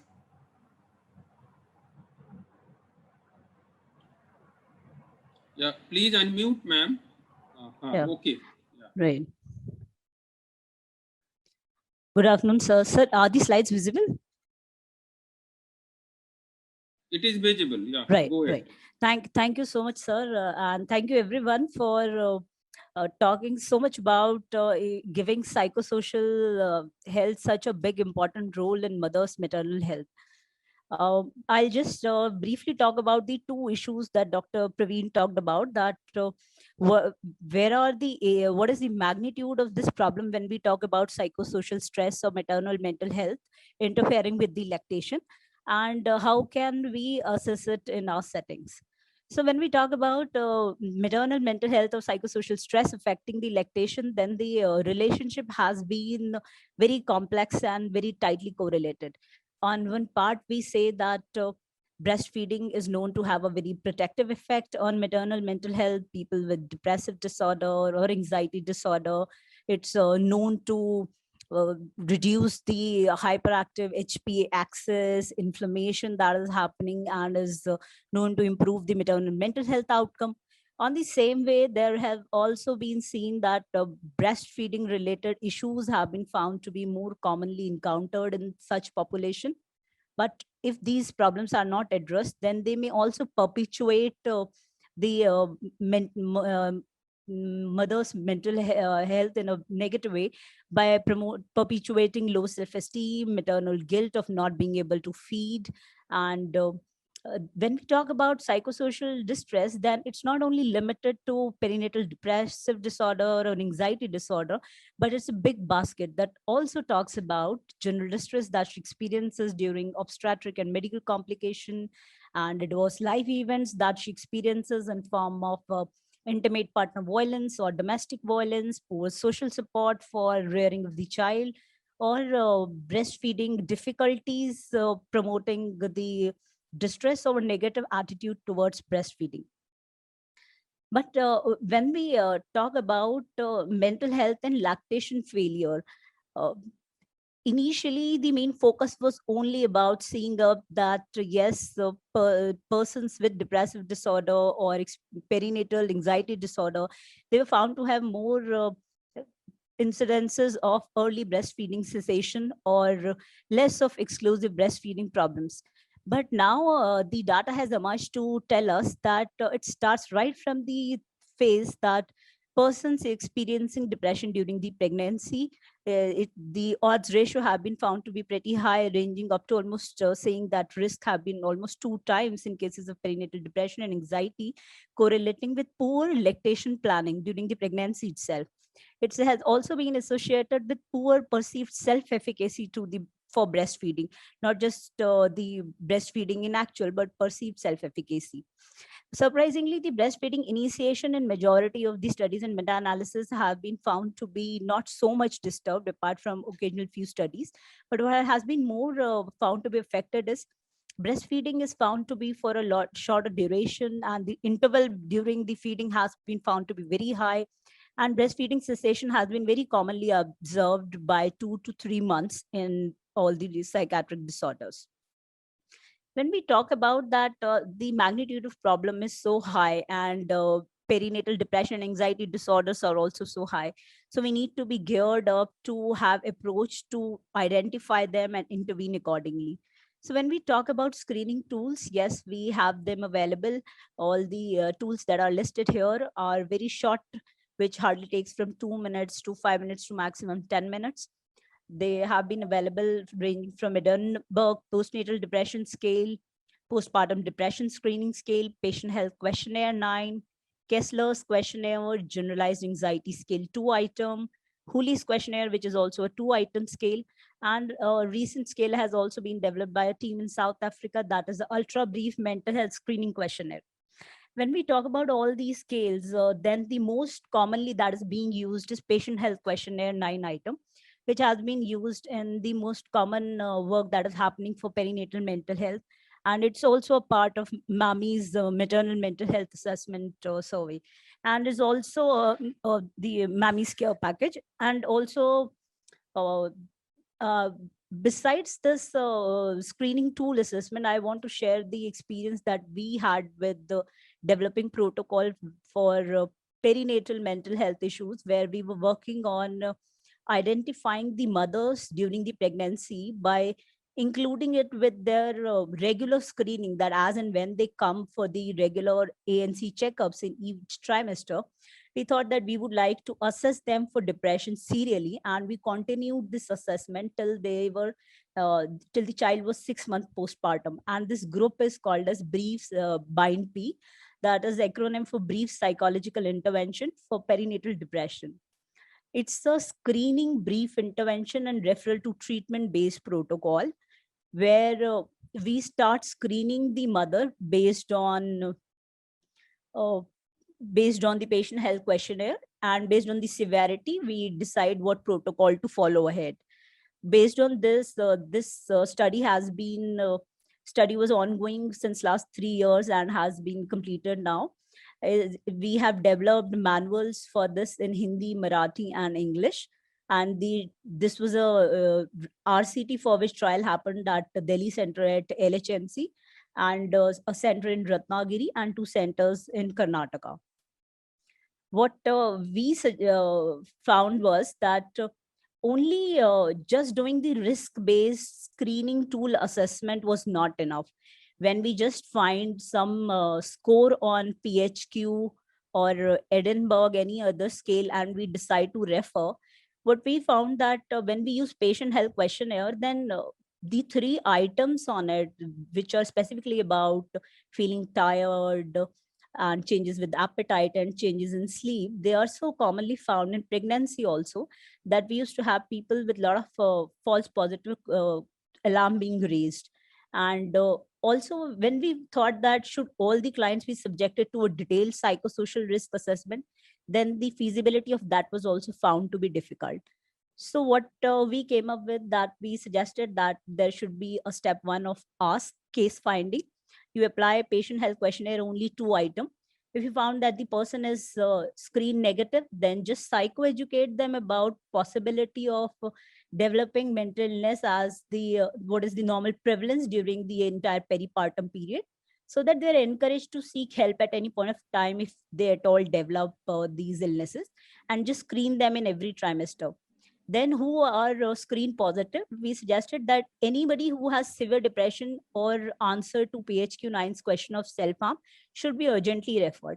But other ones can be managed at level of a nursing professional or a ASHA or ANM, who could be trained to follow our protocol, which involves that such persons can be given general psychosocial support, which involves element of psychoeducation, relaxation exercise, and nutrition, exercise, social support, time for self, and healthy thinking retraining.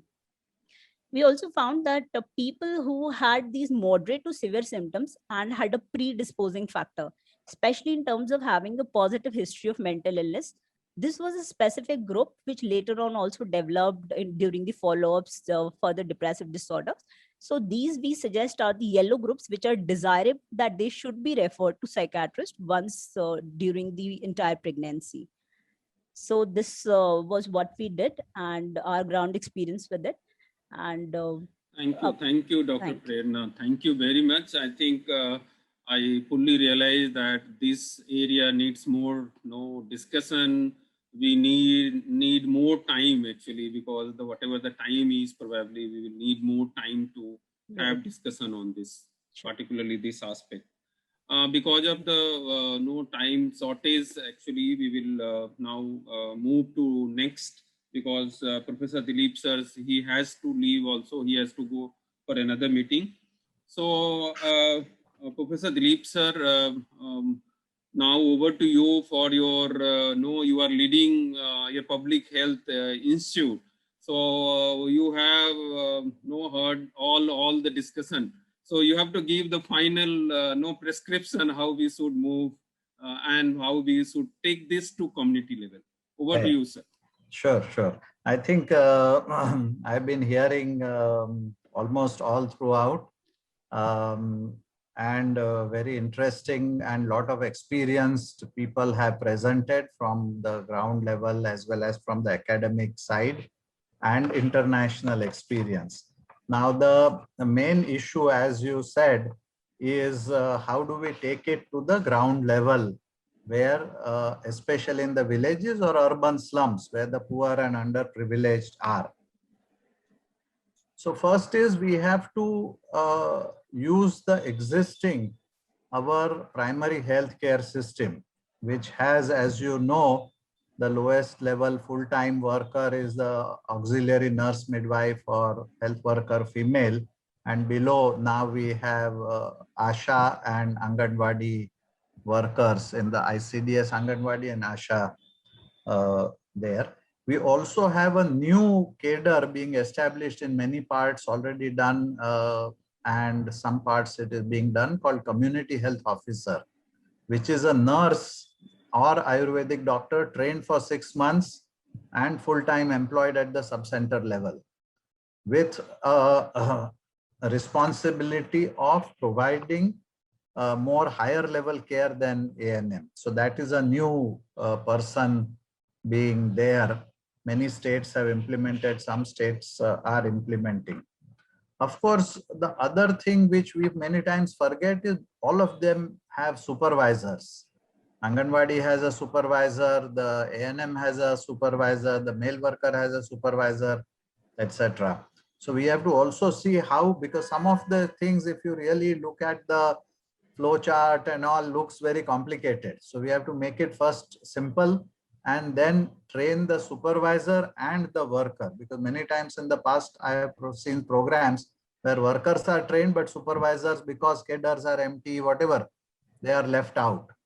So because once a child develops malnutrition or is in early phase, the worker may have already tried and failed whatever they were supposed to do.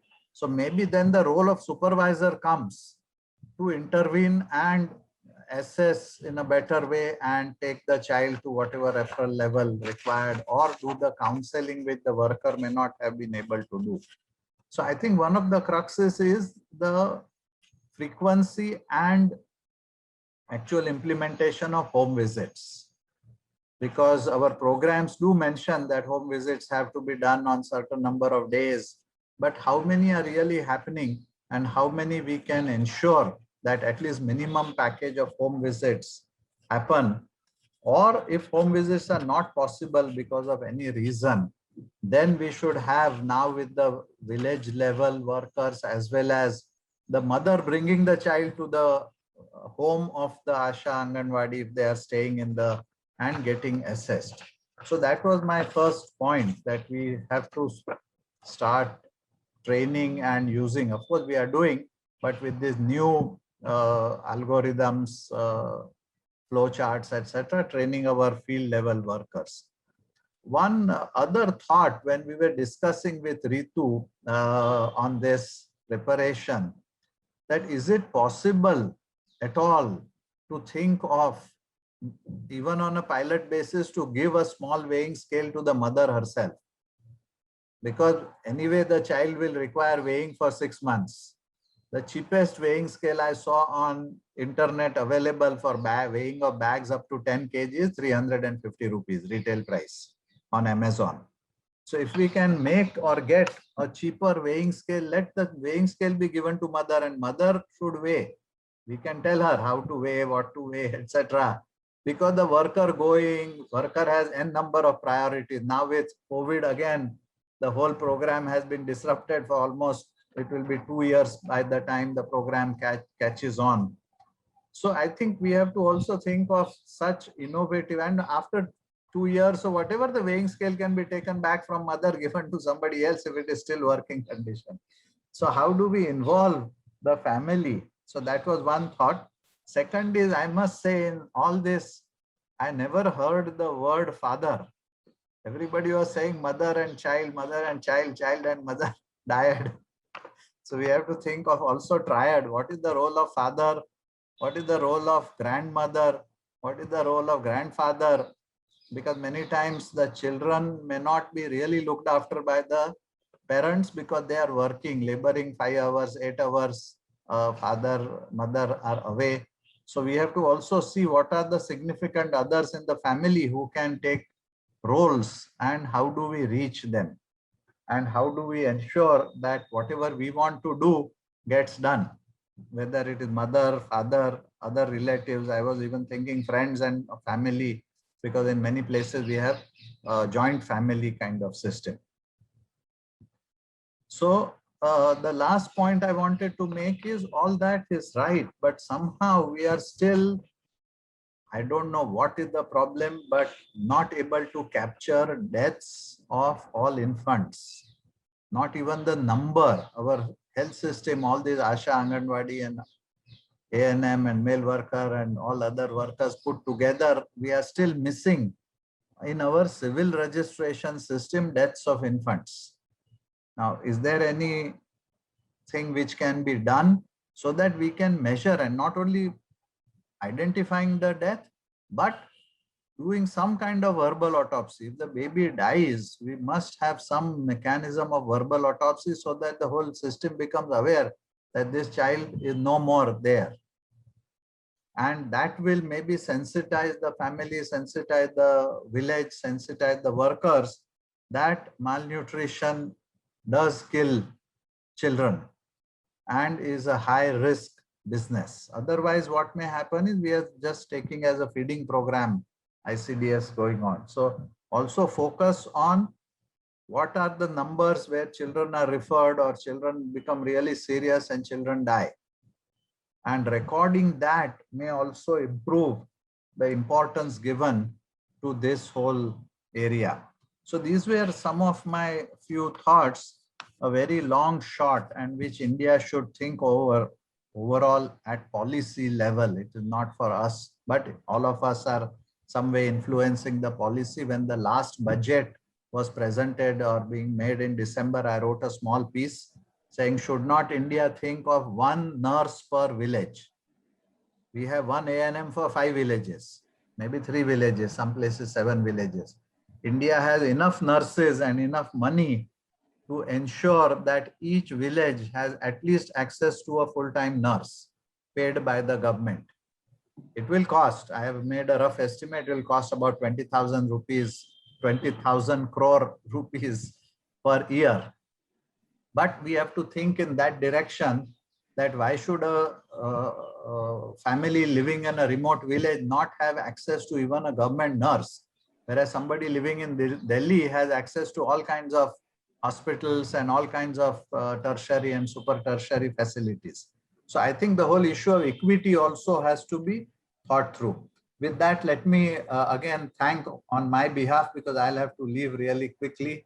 But very wonderful experts and discussion, and let us continue this effort, joint effort, so that we see some ground level possibility of action, even of a smaller or pilot scale, to implement some of these wonderful suggestions which are coming. Thank you. So thank you very much, sir. Thank you very much. And you have to leave, so I will just give our sincere thanks for giving and collaborating and holding this important event with your support. So thank you very much, sir. Thank you. So now So before Professor Mavlanka leaves, has he already left? I just want to say if we can take a screen grab of all the panel members and speakers. I think sir has already left. No problem. So you can go ahead, sir. Okay, okay.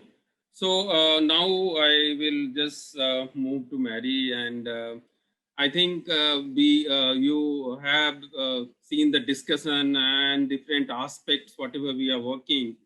So I just wanted to request you to have your, whatever is your experience from other countries, particularly in implementation and research on this, particularly this MAMI care pathway, which you have experience from other countries. And also request you to share what is your plan for India, how the MAMI Global Network is planning to support India in implementing this. So particularly the technical support, what kind of technical support the global MAMI network they will be able to provide. Over to you, ma'am. Thank you, Dr. Kumar. As I said at the beginning, I was very excited to join, and I'm even more excited now listening of what's been going on. In terms of implementation experiences and research, a lot of what's been done on the MAMI care pathway has been relatively small scale in pilot studies and in programs like what Hattie described in our presentation earlier, both in humanitarian and development settings, including in places like Bangladesh, in Rwanda, in Ethiopia, and with many more prospects of countries looking at areas where they can implement. One of the challenges that we have seen is that a lot of the research has been operational research that has been supported by non-governmental organizations and working with governments, but really there's been a lack of evidence of testing the MAMI care pathway within government systems and services.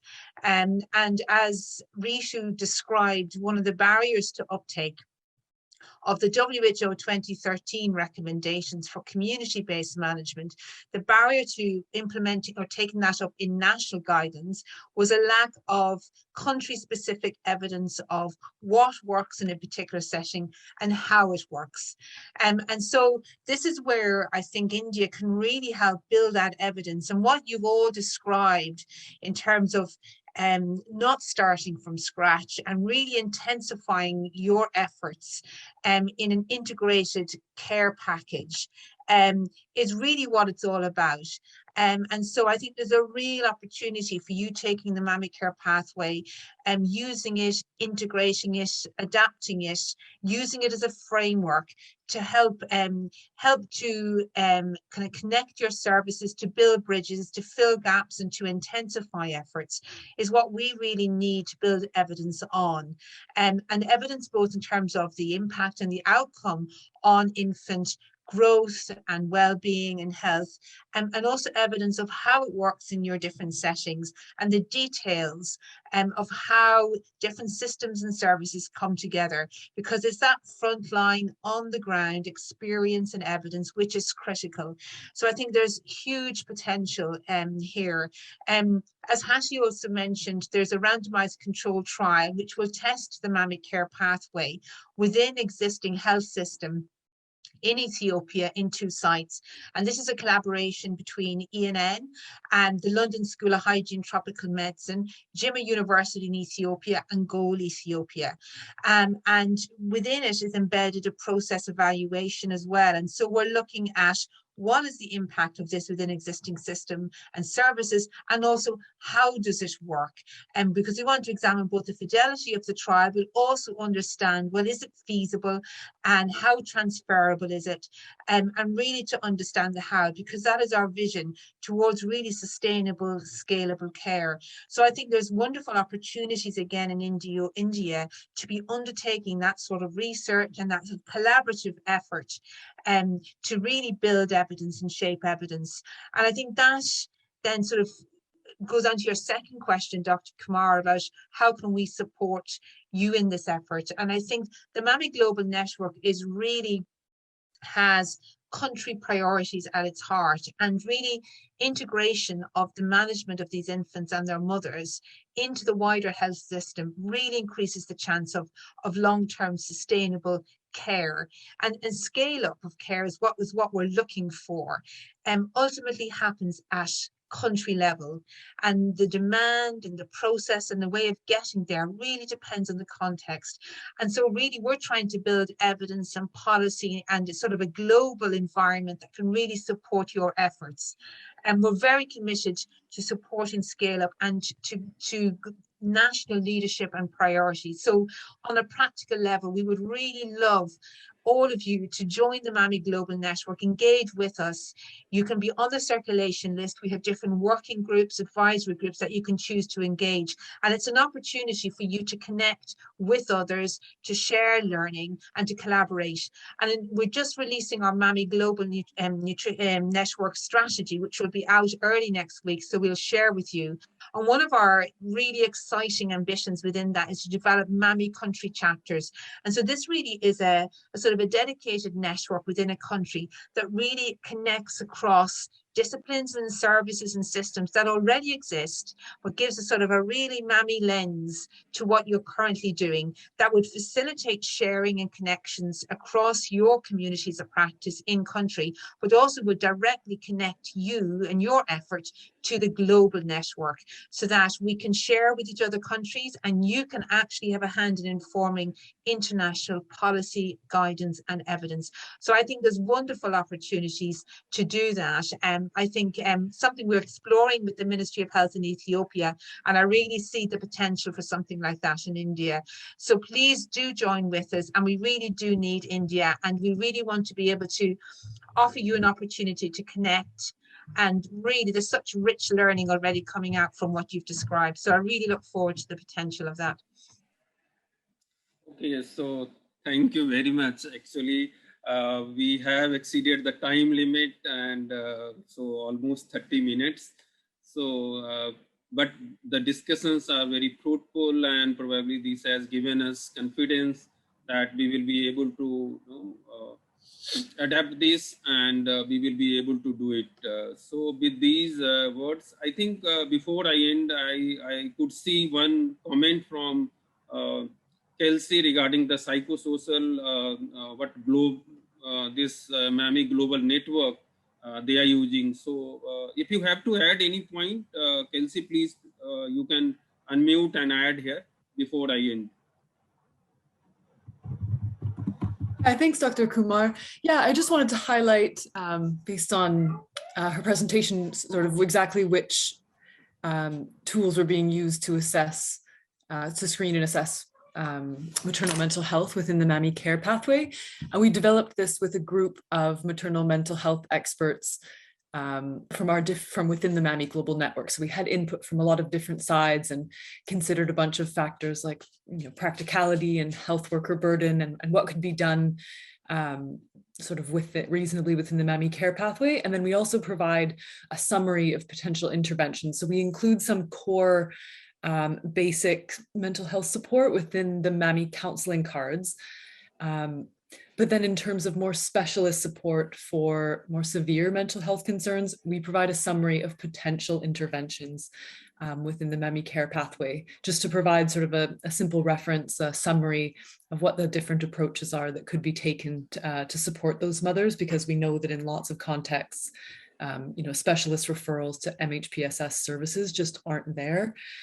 So that's something we're certainly working towards, and that as greater attention is paid to this globally as such an important factor in maternal and infant and child health, we really hope that this is something that's going to grow and become more accessible to these mothers everywhere.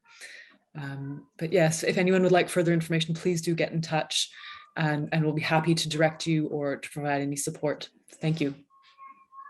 Okay, so thank you for adding these points, and now I will express my gratitude and thank all the panelists for sparing time, expressing and presenting their view on different aspects of this management of this high-risk group, and both maternal and infant, how we can identify what should be done. So with these words, I end this panel discussion, and now I will hand over it to Dr. Ritu for further. Thank you so much, sir. I know it's been a long day, so I think it's time for me to invite Dr. Parag Gaikwad to kindly address the vote of thanks. I think we can quickly then wind up in 1 or 2 minutes. Over to you, sir.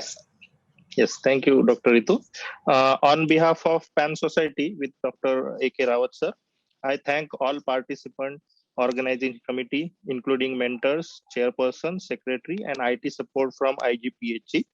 I thank all speakers and panelists for making this webinar successful. Thank you. Thank you all.